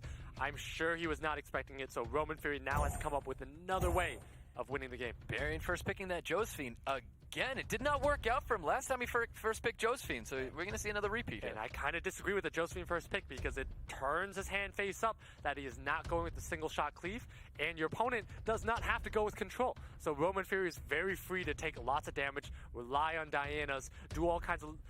probably going to take a Fran and Hathor anyways, but he does not need to play right into the Josephine. Goes with Vanessa Fran, double speed leads, trying to bring some damage to the table. Barion's going to draft the... the Daphnis and the Nephthys. Yeah, an interesting pick of the Nephthys here. Nephthys not needed right now because it's not exactly great against Fran. But Daphnis, on the other hand, is a great unit that does a lot of damage. He just flashed us a Martina. Not sure if this is a mind game here or if he's really thinking about it. But a Shayna Martina here would be a very interesting pick. Definitely would be an interesting pick. I think Barion could also draft the twins himself. I don't think that's what he's going to be doing here. But we see, Roman goes on the defensive, bringing out the Triana and the Tyrannus. Not sure about the Tyrannus. Tyrannus is a very slow unit, does not add very much value to this comp because Barion actually does not have a lot of one-shot potential here. But he does bring the Rogue, which allows him to cycle a lot of cooldowns. So I love the Rogue, especially Barion's Rogue because it is the best Rogue in the server. But Romanfury here, I do not like that Tyrannus pick. I think it's going to be a liability. I would have preferred some sort of a Vertihile to take, to be able to cycle more turns or just any other unit. But we'll see what that last pick will be from Romanfury. Now Barion does have that combination between the Josephine and the Tableau. We like seeing it. Romanfury is going to wrap up his draft here with Antares. And I'm not sure about this Antares here. There's no Diana on the field of Barons, but there is a Tableau and Rogue, so we'll see how that goes. But that Antares a lot of times is a sitting duck to Rogues and Josephines. So I really like Baron's draft here, knowing the runes he's put on his units. We'll see, though, if Romanfury can return the favor by resisting a lot. That's right. We saw leader skills go out. Both players taking a speed lead. I feel like we're going to see a first turn coming from Barion, though. And we do. We see Daphnis taking first turn. Able to get that defense break. Does not finish off the Fran, though. He can't because the Triana is not reset, which is actually very lucky for Barion to leave that Fran at a small bit, which allows Barion's Raok to come in and just punish Romanfury. Here we go. Goes for the cleanse to remove that defense break. Team up's coming up. Does not finish off that Fran. Can Fran hold on? Does get provoked. That's going to be the passive. Pop to the Triana. Triana's going to cleanse up that provoke and heal. And this Antares needs to do Antares things. It has not procced a single time yet. We need to see it do work. Here we go, third skill coming from Tablo. Reduced attack bars on everybody. Stuns himself up, gonna give a turn to Josephine. Josephine's got her turned up, gonna continue focusing down Fran. Fran's in a lot of trouble here. This Rogue's going to come up here and probably take additional turns after he kills this Fran here. There it is, Fran's going to drop, no longer protected by that Triana passive. We get a proc here coming from this Antares. Get the proc from Antares, but it's one turn too late. He's already lost his Fran. Barion's in a good spot here. Ooh, we do see the Despair stun going out onto that Daphnis and Tablo. But we get another turn coming from Antares. He's going to try and focus out this Rogue. That's a lot of damage the Rogue took. So a couple more procs in Antares and that Rogue could go down. Yep, there's the provoke going on to Antares, making sure he doesn't get any additional turns and is able to choose his target. Does Romanfury go for the revive? Does Romanfury go for damage on the Rogue? We'll see what he chooses to do here.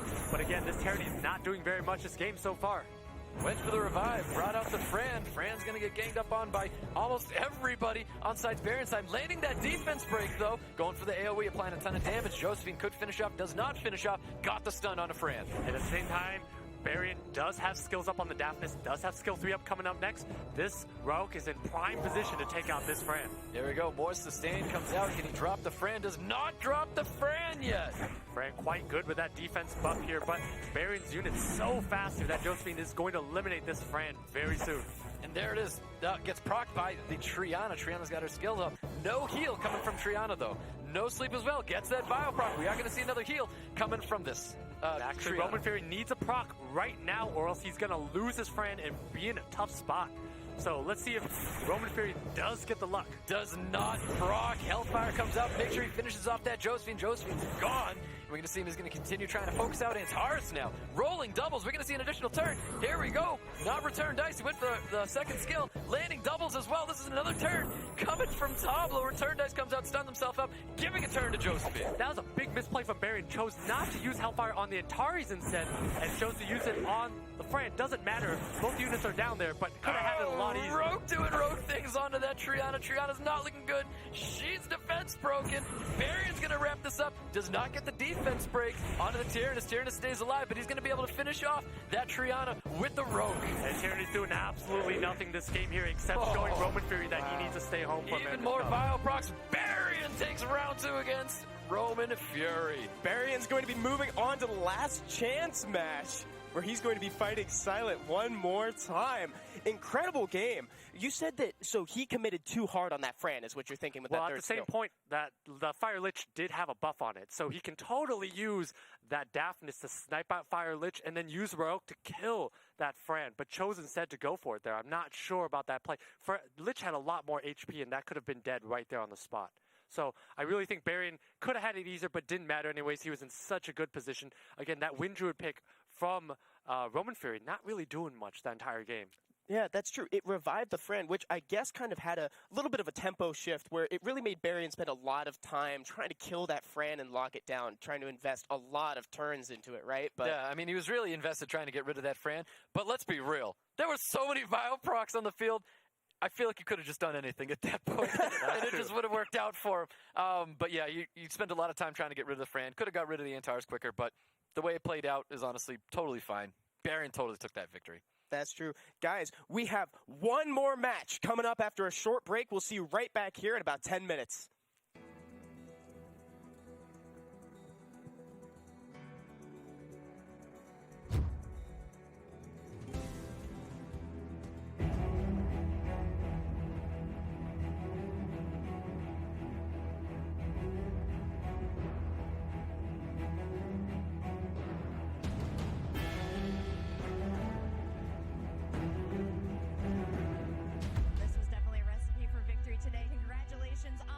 Send it back to the casters to wrap up the day. Following wins is a fan, and now to be playing against him here.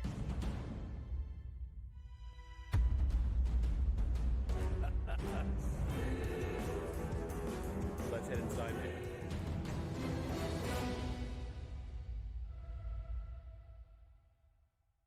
I was actually listening to you guys in the makeup room, which was which was good. No, honestly, because like the first thing I noticed when I watched your audition tape, how different it was when you guys were just talking about the game. I like the cadence. I like the just the conversational. Like you're fans of what you're talking about. Sure. Which is excellent. I've never seen anything like this.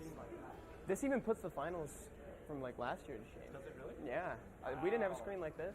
Tripping on this chair that's duct taped to the floor. It's like your first day of school. That's so cute. Guys, I hear you're about to put on a little tournament event. Yes, this is true. Tonight, Legends 4 top 4 in the season score off. Yeah, this is the first step. Yeah.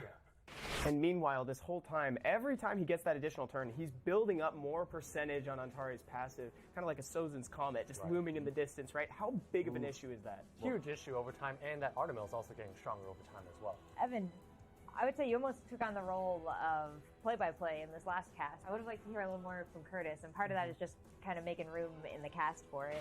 Don't be afraid to talk loudly. Yeah. Okay. So basically what I'm asking is, now that Antares is out the window, where does that put Raigeki in terms of like his advantage in the game? None, apparently, as this water monkey gets provoked by this Josephine. Yeah. All right, Stoic, go after it, buddy. Yep, hold on. So defense break goes out onto the water monkey here. Does land that Bioproc here. Diana chooses transform. Oh, but he did manage to strip that revenge buff off. Is he looking to get a big stun up? No, he's going to go for the cycle here. And he chooses to get rid of the shield off of Ciara. You don't have to lean 100% on questions. I was definitely taken back a little bit by the questions because I was ready to see who was possibly going first. I was surprised when you said, Stoic, what do you think about the draft of the Antares thing? Because I think he wasn't expecting that. Right. Well, I mean, it's hard to bring somebody else in who's not in the room. There's a hurdle, right? Having 3 becomes more of a managing the different components. Everyone's got to get a small piece. You will have to work on it. There's 2 people you can trust. You guys, as casters, I think, really had a good flow. You're bringing a lot of information to the match. Evan, I can say you can slow down a little. When you're experts on something, you kind of just want to keep talking, especially when you're both broadcasters from home. And Evan, as host, I want you to kind of pick up the pieces that... So during the match, what should my role be? That was Now we get to see it. Do you want to... Whoa! Look at the screen! Look at the colors! Look at the stage! Dude, the sparks. Do you see the sparks? Dude.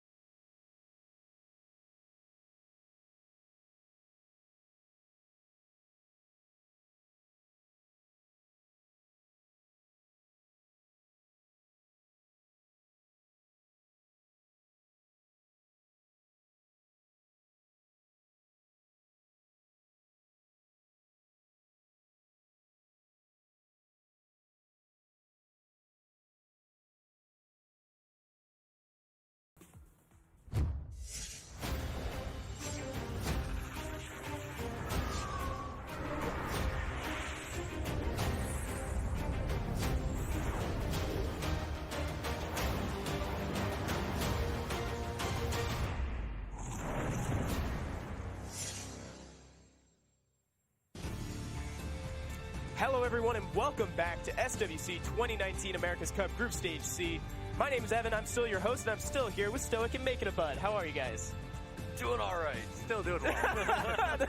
Hey, there's still a chance, man, because the last chance match is between Barion and Sylent. Sylent being a Say Swag Again member, so there's still a chance for some representation at the America's Cup right now. This is essentially a rematch from match 2 of today. We've seen this matchup before. Now, with that said, who do you guys expect to take it? That's a grown. Just say Silent. That's a grown up not supporting his guildmate. Just say Silent. Just say Silent. Silent. Just say it. I will, however, say I think it's very close to 50-50. If Barian sticks to his one-shot cleave comp with Molong Icarus, I think he's got a much better chance. But Silent has been drafting very well across the board here. So who knows what will happen? We will not see the Oberon from Silent in this game because Oberon is not fast enough to deal with Barian. But I think Silent does have a chance here. We'll see if he drafts correctly. I think Barian knows what's coming now. That's the Moth pick. I think it was just like, oh, all right, interesting. You know, it got him. It got him. I think that definitely got him there. But it's not going to get him again. Oh, we don't know. Very We'll confident. see. We'll have to see. That's what we have to look forward to. But let's look back for a second. We've got the highlights from match 3 and 4 to look at right now. So here you can see Sylent versus Tiger here. This was a very good matchup between both drafted very well, but of course Tiger just kind of edging it out with some of the stunts from Okeanos just controlling the games down essentially. So Sylent, but overall drafting quite well. That was a game where I was very impressed because he basically made all of Antara's procs worthless because he was either attack broken, provoked, or stunned each time. So there was really not too much you could do. Yep. Yeah, and actually Sylent was able to take a game off Tiger with that Antares, but at the same time, you know, missing this attack break on the Fran here, and then not being able to kill the Fran.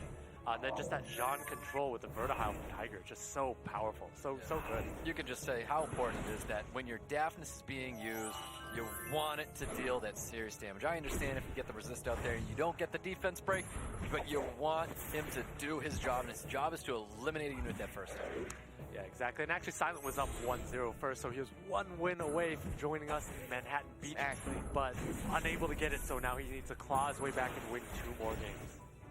Barion and Sylent have traveled all this way to have a rematch against each other right before going to America's Cup. Oh, and the twins! And this was a game in which Romanfury's luck meter disappeared off the hexagon because he was unable to reset the attack bars of the units of Barion, so basically that was game over. And in that match, it's like when we saw Ganymede taking first turn and he had no immunity on 3 of those units, we were like, Roman has it. He has it. This is his match. He had it by draft. He had it by pick. It was a really great draft by him, but the luck god said no. So unfortunately, it just didn't happen. No. They said no.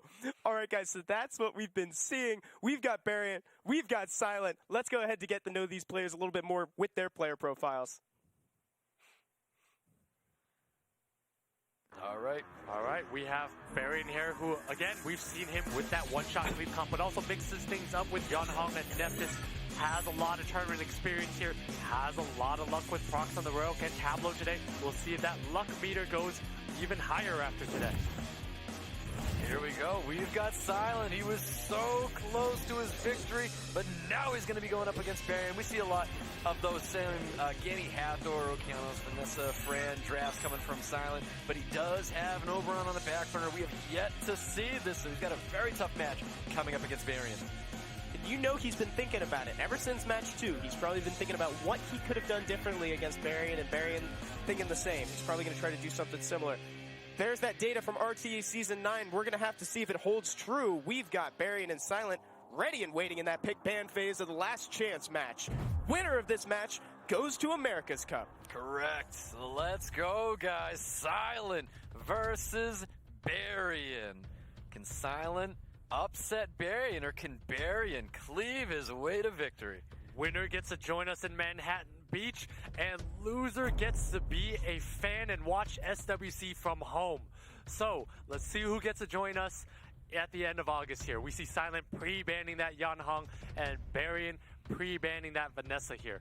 Very sensical pre-bans from both players. Now, we've seen it before. Barion pre-bans that finesse, and he goes right into that Molong Ikaris draft. Exactly, because his opponent no longer has that passive revive from Vanessa or that speed lead. So Vanessa pre-ban from Barion tells me he's probably going for that one-shot cleave comp. Yep, and there it is. Sylent drafting that Ganymede. Not sure. I feel like if I was Sylent, I would have taken something that was going to be a part of this, seeing that Vanessa pre-ban. But at the same time, that Ganymede might be a swift Ganymede, and we know that Barion on a lot of these units does not run Will. So this Ganymede could be a very good unit in play here. And we're going to see Sylent go with the Sierra, maybe a Triton, maybe an Oki to be able to fight for turn 1. So Sylent's definitely fighting the speed game here. That's right. The Okeano is something Sylent favors very much. So if he takes that first turn, which he more than likely will be taking first turn, oh, and that might be the response to it. He may have noticed that, and he responds with a Wusa now. Very good Wusa pick here. If this Wusa's fast enough, Sylent is in trouble. But Sylent may need to counter this by taking a Triton and fully committing to that control. We'll see if he actually does it. I don't see there's too many ways around it. Maybe with the Triana Diana is the other option, but it's either Triana Diana or he's going to go with a Triton and some other speed controlling unit. Maybe it's a math, maybe even stealing a Tableau. I think this cleave had him last time. Goes with the control pick, the counter pick with the Diana Triana. So 2 picks on the dot from Sylent. I like this draft here. He does have a chance against Barion. Didn't Barion do this exact same draft last time? I don't know what this 5th unit's going to be. He brings out the Veladril. He goes with double immunity and attack bar booster as well. He brought the Wusa last time, and Sylent banned out the Wusa. So in this situation here, Diana is going to be the ban because Barion is weak to Diana a lot here. Should be the ban. Diana should be the ban. Sylent should be thinking about taking out 1 damage dealer as he does there. Yep, and that's something they didn't do last time, and the same cleave got Sylent. So he bans out the Ikaris. We see the Molongs through. Diana gets banned on Sylent's side. Speed lead goes out on both teams. Let's see who's going to take the first turn. This is really important for both of them. Sierra's going to be doing a lot of auto attack damage, I can tell you that. Here we go, guys. Sylent and Barion. We have Sylent taking first turn, but he's immunity'd up here. He's got Will. And Ganymede moves in front of Jameyer, but Wusa moves in front of Okeanos. So right now, Barion is fully protected by Will. That's right. We're going to see a reset. Does he choose to reset either the Molong, or does he choose to reset the Veladril? He's got to go for the luck on the Molong here because this is his only chance to stay alive. Otherwise, it's too much damage against him. Oh, and it gets resisted. Reckless Assault comes out on a Triana. He's going to have to heal himself up. He's going to need to heal here and potentially ventilate and try to heal again. Or he can go for more damage on the Molong so the Molong cannot snipe again. So Goes for a second skill for some damage. So he's going for damage. Barion is tunneling this Triana down. Sylent needs to do damage to this Molong so it can no longer snipe. Nice Vile proc to apply more damage onto that Triana. Barion really needs to get rid of that unit. Barion needs to get rid of that Triana to eliminate Sylent's sustain. But at the same time, Sylent needs to lay his damage into this Molong. Yep, you can see how much attack bar that Ciara got. That was a full half attack bar from just that first skill. Yeah, Triana's going down here. This Molong is going to snipe it out again, and the question is, can Sylent come back 3v4? Went to reventilate the Okeanos. Okeanos has skills up. Yeah, Barion actually being very conservative, being very economical with the skills here. We're going to see that Molong look for the snipe next turn, but there is an Okeanos reset right now. Can he land it on Molong is the question. There's the strip and the reset on the Molong, and he has a bomb out. He can finally place the bomb. Bomb gets placed on the Molong. He really needs to eliminate this unit. There is a cleanse on the field, and stun goes out with damage. And actually, there goes Barion's damage. He needs to do a lot with this Veladril onto this Triana. Triana's not in the clear yet. It's taking a lot of heat, but this is a very tanky Triana. Really is. We're going to see a second skill coming out, getting attack breaks onto just the Triana, and we're going to see a ventilate coming out on Triana, so we've got heal up again. So we're going to see no ventilate. Triana's not up yet, but at the same time, this is a lot of heat this Triana's taking. It's going to go down anyways because this Veladril is going to take it out next. That's right. Sylent needs to be able to get in a couple more bombs, but Barion does have immunity. Goes for a second skill with Veladril, making sure he gets that kill on a Triana, removing that unit from the field. Yeah, actually, Sylent's in a really rough spot here because that Veladril is going to work the Sierra down. Sylent really needs to proc a lot and somehow do damage, but I don't see how it's going to happen. Yep, no, I'm not sure I see it either. He's going to keep trying to break the shield onto Molong. Yeah, Barion here just needs to keep this immunity up and whittle down this Sierra, work on it here. If he applies a defense break, it's just going to show Sylent the exit even faster. That's right. No skills are being used here with all this immunity and shields up. He just really needs to try to work down that shield onto Molong. Yeah, Molong's very tanky here. Veligil does a lot of damage to that Sierra. That Sierra is at half health already. That's right, we see that Vile proc, and now we know Veligil is going to have his third skill up and his second skill as well next turn. And I think at this point, Sylent realizes he has no way to win, but he has not found the quit button yet because he does not want to stay home for America's Cup. So he's staying here, but he is in trouble. I don't see a way to come back without while there's Will on Barion's side. He's looking to get a glance and gets the attack breaks onto Ciara and Ganymede. We may see a third skill, possibly, but I don't think so. We can see a second skill going out onto Veligil, who's fully skilled up, and he gets it. But at the same time, Jemire does have third skill up, so it may not matter very much, but Ganymede does have a reset, so he's going to be able to push back attack bars and let that Sierra live just a little bit longer. Can he land? And he's making a decision here. Goes to the decision, gets that reset, and needs to get that attack bar down on Veligil. Does so. Gets the attack bar down, but this is an attack broken Sierra. It's not going to do very much with its bombs here, so that bomb is not going to... No, and the bomb gets resisted anyway. Not looking good for Sylent at all. Sierra, being the best daughter in the game, does not land the bomb, but does land that dot. And no stuns go out onto the Jemire. Nothing's going his way at all this match. Jemire's been taking an additional turn every turn. Yeah, Jemire's procced a lot here, but at the same time, Sylent just has no way to come back because there's Will on Barion's team permanently. Sierra does not do very much against Will, Runes, or Immunity. Correct, so we see a big second skill taking out that CR. That's going to be it for Sylent, and he concedes Barion, taking round one from Sylent. Barion has 1 point on the board out of this best of 3. He's going to have to do it one more time if he wants to get over here to the America's Cup at the end of August in Manhattan Beach. Sylent's missing the bomb with the attack broken Ciara is probably the saddest state of Ciara I've ever seen in my life. It was over at this point, but to add insult to injury, they couldn't even give him the bomb. That's exactly. Right. He spent so much time looking for a window, and Sylent saw no windows at all open up. And when he did, seeing even just to put a bomb on a Veligil, just this little window, and it didn't even work out for him in there. It was so sad. And Barion had this incredible infinite immunity comp where he had either Veligil, Wusa, or Jameer's third skill always open, so he could constantly refresh. That was just a great pick, understanding that Sylent did not have enough strippers on the side, and then banning Sylent's only stripper in Diana made it so that Sylent had no damage coming in. And you just work the Triana down, then you move your way across the map. Very smart strategy. Let's see if he can do it again in round 2. These players are ready in the last chance match, round 2. Here we go, guys. Round 2, Sylent and Barion.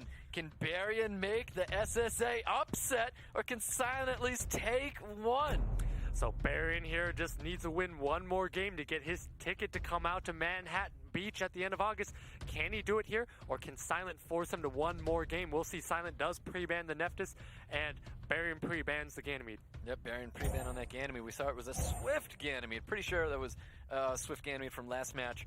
And then we're going to get Barion showing his comp one more time. Barion definitely showing his cards, telling us he is going for that one-shot cleave comp, knowing that he has never lost with it today just yet, sticks with it. Sylent's going to take that Vanessa that was pre-banned previously, so he has a little bit more protection against this comp. And that's a unit Barion will probably be banning already, because he's been pre-banning it all the tournament so far. Absolutely, and Sylent going with the Okeanos, wanting to fight for speed and control. Barion actually taking a Josephine, which is a great pick into this to be able to counter both Okeanos and indirectly Vanessa bit, because it is a water bruiser. Also drafting is Yan Hong as well, making a very safe team for Barion right now. Very safe team that can either go to some sort of a sniping type of composition or actually go standard. I really like the two picks on Barion's side. Sylent going with the tanky Diana here, likely going to round out with Triana to prevent that one-shot cleave comp, and at the same time also provide general sustain and immunity. Correct. So Barion, he's still open to do whatever he wants right now. He doesn't have to stick to his cleave comp. He could, but I think his doors are still open for anything. If he were to lay down an Icarus and a Tableau and Icarus and Jemire here, he does have enough if he were to ban out the Vanessa or the Triana to take out a unit. So we'll see how far down into this into aggression Barion decides to go. Ooh, we see the daftness coming from Barion. And choosing to take a Raccoon as well. So lots of heals, lots of sustain, tells me that Mo Long and Daphnis are the main sources of damage here. Sylent goes with the Aegir. Great pick here, because Aegir does a lot of damage and is very, very threatening over time. And there it is. Aegir gets banned as immediately as he was drafted, as fast as he was banned. And at this point here, Barion does have a lot of instant damage from Molong and Daphnis, but at the same time, Sylent does have 2 units with great passives against this. I give the edge to Sylent in the draft a lot here. Really? All right. Well, we've got Sylent. We've got Barion going in for their round 2. Can Sylent chalk one up for himself against Barion, or can Barion make an upset? Here we go, guys. First turn's going to Sylent with his Okeanos. Now, we're only seeing Will right now on that Mo Long. He could go for that 3rd skill. That would pop the passive. Or he's going to reset the Daphnis here, so Daphnis does have the ability to do a lot of damage. Does get that reset. Does land the reset. Glancing cannot go out onto the Diana, but he's not looking to boost that attack power. Not at all here. And actually, this Diana is just going to do so much damage over time. Early Reckless Assault going down to Diana. Early Reckless Assault, and Diana's almost gone here, and Molong's still at over half health. That's right, but we're going to see a cleanse and a heal coming out. Really needed to have that. He does have the sustain with having the Vanessa passive and Triana's passive still up. And actually, if he lands a defense break onto a Molong and then Diana comes in, that Molong is gone. So let's see if he lands it. Ooh, no defense break onto Molong. He can heal himself up using the Raccoon. And at this point here, if Diana does do Diana things as we've seen this entire tournament, Sylent could win outright here or just win overtime. Get the strips on anybody, gets the stun and strip onto Okeanos. So Molong seeing flashbacks of last year, being a little bit extra premium here. We're seeing that Diana starting to work this Molong. Yep, Diana really needs to get a stun here onto this Molong, keeping it back, no more defense breaks. We need to see it proc. He needs to do a little bit more damage to this Molong because that Raccoon is a lot of heal. Chose to go for the Daphnis stun. Passive gets procced by Josephine. Josephine went for a stun. Yeah, at this point here, Sylent Diana is under a lot of fire here. It's taking damage from a lot of different units, and it is a little squishy. So we'll see if he's able to hang in here and pump out damage. Ooh, looking to apply more damage on Daphnis. Daphnis' shield holds up strong. Barion looking to focus out that Diana, eliminate that unit off the field. Yeah, and he's just tunneling it because he doesn't want to give Diana attack power, and also Diana's a little bit squishy, so he's able to just train in more damage over time. Nice stuns. Does he choose the 3rd skill? Prop the passive of that Josephine. Does get stuns on everybody except the Josephine. Josephine gets her skills up. Definitely does. And so every unit is stunned here. Very good. They're not able to replenish cooldowns while they're stunned here. Barion needs to do damage from this Josephine onto Diana. Continues to work down Diana with that 1st skill, saving the provoke that he has on Josephine. And at this point here, Sylent needs to let that Diana take a turn and start jumping in on this Josephine, but so far not able to move. Nope, not at all. Needs a Vile Proc from Triana. Does get the Vile Proc on Triana. He can heal up just a little bit more. Just going to hang in there. Every bit of health matters. That is a lot. This Diana's about 1/3 health here, so it's still got a few more shots it can take. Josephine being a really difficult for Sylent right now. Difficult unit. Absolutely difficult. Counter that Okeanos, and it's totally stunning up and controlling this Diana. It really is. Landing that provoke, going in for a stun, not receiving a stun, but Diana is going to hit that Josephine, and that's going to give another chance for a stun again. And Sylent Okeanos basically on duty to lock down this Daphnis. That's right, but this Josephine is locking down the Diana. And this Diana's not going to be able to do very much. And at the same time, Triana's passive is still, Vanessa's passive is still, but we're going to see those passives go down real soon. That's right, because this Diana may fall off real soon, proccing the passive on Triana and then Vanessa as well. Needs to land this defense break.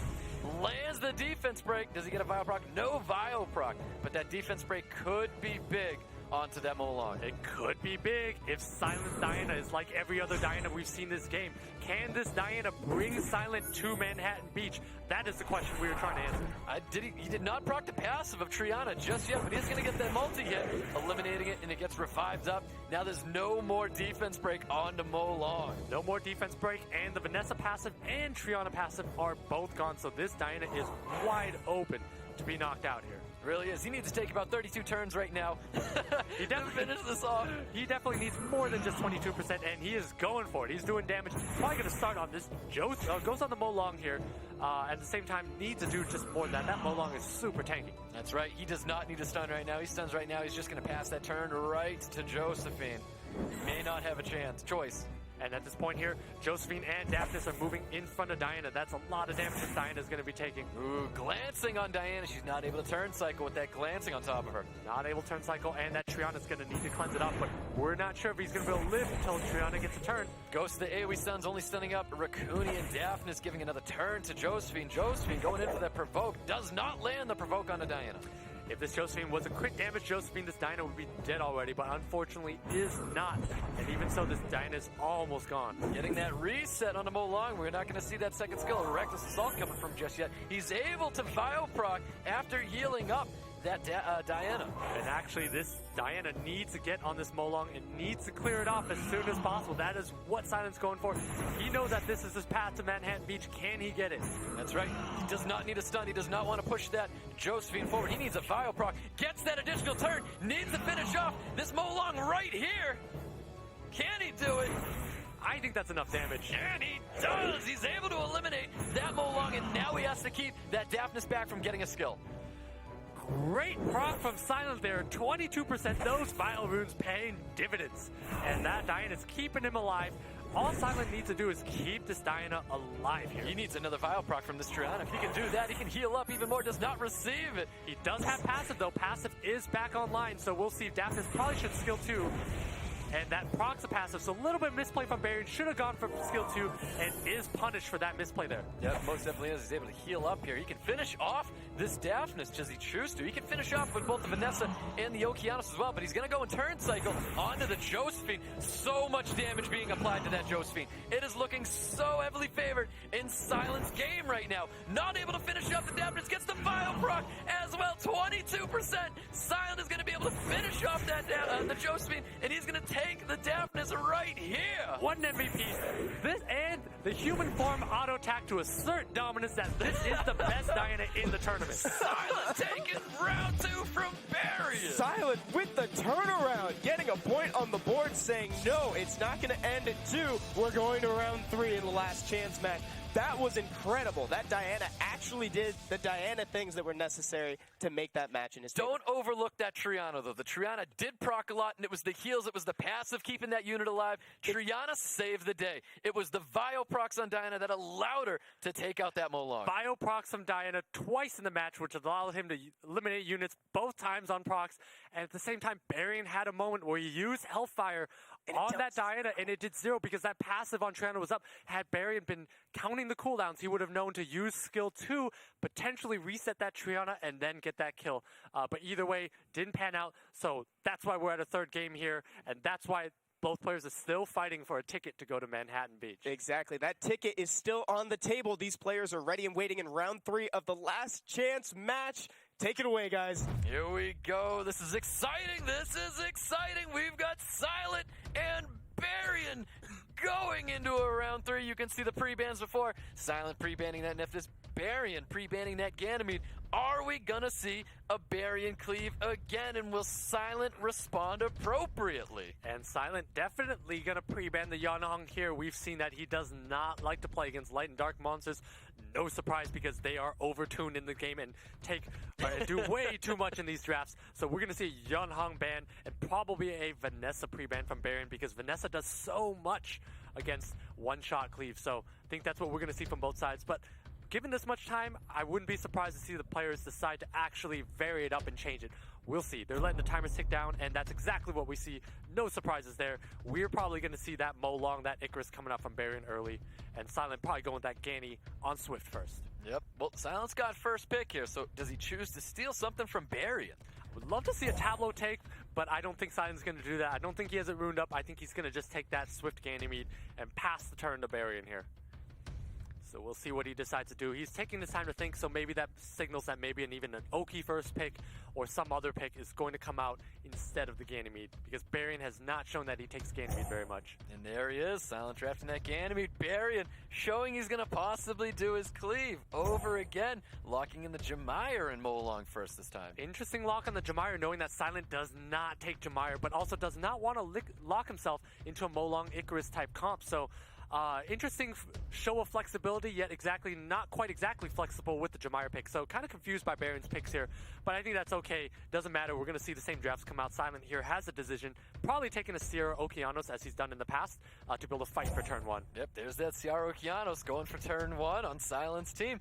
Barion is already showing the Molong Jemire. He might just wrap it up with the Icarus as well. We see the Wusa, though. And if we see the Wusa, Sylent needs to be aware. There's two 2 immunities here, so Sylent probably needs to take a Daphnis and a Diana, or 2 ways to deal with immunity. At the very least, Diana's probably a pick, and I would love to see a Daphnis of some sort. Or an Aegir is perfectly fine too, but both need to be strippers. Yep, there they are. He brings those 2 strippers. I don't like that Barion showed so many cards, bringing out the Molong, the Jamire, and then he brings out the double immunity. He gave way too much time for Sylent to counter. Correct, and actually here's the other thing though. If Diana gets banned, Aegir is a sitting duck to all the damage that's coming in. The Icarus, the Jamire actually does very well. So either way, one of these 2 units is being banned, and Barion's going for the snipe on the last unit here. There it is, bans out that Aegir, and then Icarus gets bans out on Barion's side, leaving his only damage dealer, that Molong, knowing his Diana was going to go through. So we'll see how good this Diana is. This Diana needs to survive. If Barion can proc a couple times, he's going to win this. But if Diana can hang in here and survive, Sylent is going to survive all the way to Manhattan Beach. Let's see who stays on the couch at the end of August, and let's see who comes to Manhattan Beach. That's right, guys. Here we go. Barion and Sylent. Sylent, man, it's your last chance. Here we go. Who's taking first turn? We know Sylent is going to be taking first turn with this Ganymede as well. He's run into this predicament before knowing what units are going to be on immunity. He's probably just going to go for that glancing onto He might even just reset the attack bars here, but goes for the glancing as you mentioned. Roos is going to throw up the shields here. Okeanos has one chance to reset here. Does he nail it? Is a big question. Let's see if he gets lucky enough to get this here. He didn't get it last time. Can he get it this time? And gets resisted again. A reckless assault goes out onto Ciara. Chooses to go for the Ciara instead of going for the Diana. Makes sense. Does not want to take a lot of damage, but he is going for an instant kill on the Ciara is what we're seeing here. Yep, really is trying for it. I would go for a second skill. You got immunity and shields up anyways. There he is. Trying to apply that damage on the Ciara. Ciara still holding on to his shoes. The stun up. No, he's going all in. He wants to take out this Molong right now. And he's going to open up a hole for the Ciara to throw a bomb onto this Molong and eliminate this Molong. So, Barion's going to be down a unit off the bat. That's a big play from Sylent. That was a huge play by Sylent. Able to take out that Molong. No more defense breaks on the field. Lack of damage on Barion's side. He does have that Velojewel. He does have that Velojewel, but Sylent has that Diana, which does so well against a Jamire and a Wusa. I really like Sylent's side here. I really like his chances to come to Manhattan Beach in August. Here we go. Do we see a first skill sleeve coming from Wusa? He's going to need something. No, was able to boost up a little bit of attack bar onto that Diana. We see we have our strip up with the Okeanos. And at the same time, looking at the attack bars, that Velojewel Jamire are going to move in front of Ciara, so Ciara is going to go down, but at the same time, Diana is going to be able to return some fire. So Ciara's going to go down, but can this Diana proc? That is the question. All right, Barion getting his cooldowns back up with that Jamire, reducing that Ciara to nothing, eliminating that unit. Diana's looking to take some turns here onto Wusa. Diana does do a lot of damage to Wusa. That might be a crit damage. Wusa not sure just yet, but that's a lot of damage onto Wusa. Can he get a stun? Possibly an additional turn? And he does not. But at this point here, Sylent does have a reset at the very least to push down attack bars on the Wusa. And he does. He's able to get the reset and the attack bars down on Wusa. And he's free to use that second skill on either Velo or Jamire. And goes for it and gets both of it on the Velojewel. That's a huge reset through shield and immunity, actually almost securing Sylent's chance of going to the world, to Americas, because Okeanos is free to stun the entire team now. That's right. Can he land the full stun here? And he does. Everybody gets stunned up on Barion's side. It is not looking good. He can finish off that Wusa just with this Diana. Can he do it? And so Barion at this point is in a very rough spot. Sylent has the Gani Okeanos locked. This Gani and Okeanos is going to bring him here in August. And the additional turn with Diana as well. Barion concedes. Sylent moves forward. Sylent is coming to America's Cup on August 31st. Congratulations, Sylent, for getting the second ticket on offer today. Incredible match to round it out. Barion committed so hard on that Ciara and ultimately got punished for it. He turned it around real quick with a strip and a bomb. Yeah, it was just a rough draft for Barion because at that point you have 2 units that are very strong into you, and I think he should have thought about going after the Diana a bit longer because if he's able to maintain immunity, he's very good against Ciara, as we saw in that first game. But chose instead go for Ciara and then Diana just over time very tough to tank out because it's so tanky. Barion doesn't have a defense break and basically just slowly or quickly with procs train damage in. So Sylent really drafting very well here. Great place. And unfortunately for Barion, Barion's unable to join us. But Sylent, great place. That was a great draft, great place. It really was. And Okeanos was even smart towards the end there and stripped the correct buff off of Elatool and got the increased cooldown time. I wish my Okeanos did that, but his Okeanos is better than mine, so he was able to strip off that correct buff. So we had that as a G3 Okeanos there. Yeah, and I still need to transit my Molong from Vio over to Vampire based off of what I saw from Barians, just as a side note. Guys, let's go ahead and take a look at the results of today's tournament. All right, here is what we saw from the losers match. We saw Barian take 2 wins off of Romanfury and move forward towards the last chance match, which is what we just saw. That's the last chance. Sylent with 2 strong wins towards the end of that. Really strong wins. I swear I was not biased. Not biased at all. He was really representing Say Swag well, though. And Sylent was basically facing elimination there, down 0-1, and managed to scrape back-to-back wins. Very strong showing from Sylent there. Exactly. And our 2 winners today, Tiger and Sylent. Sylent coming up after a rematch against Barian early on. He had to do it twice, and he did the impossible 2 times. He took down Barian 2 times in this tournament. Yep. Very incredible show. Sylent represented Say Swag well, and now he's going to do it again at the America's Cup on August 31st. That's right. We've got Thompson in there as well, so we've got 2 SSA members going at it for America's Cup. Yeah, that's going to be really exciting. Guys, I got another present for you. We got a second coupon code at the bottom of your screen right now. Go ahead and take a photo of it, use it, enjoy it. It's just a thank you for being with us here today. It's been an incredible game, or incredible series of games, rather. Even though I'm still recovering, you probably heard a couple coughs through the intercom. That was my bad, guys. I'm still a little sick from last week. Same sickness. Incredible matches. I want to take a second to just thank all of you for spending time with us on your Saturday, watching these tournaments. It's been a blast. Stoic, make it a bud. It's been so much fun, as always. It's been a blast. It really was. It's been amazing. That was awesome to cast. All right, guys. Can't wait to see you right back here next Saturday. Same time, same place for Group D. Have a great day, and we'll see you next week.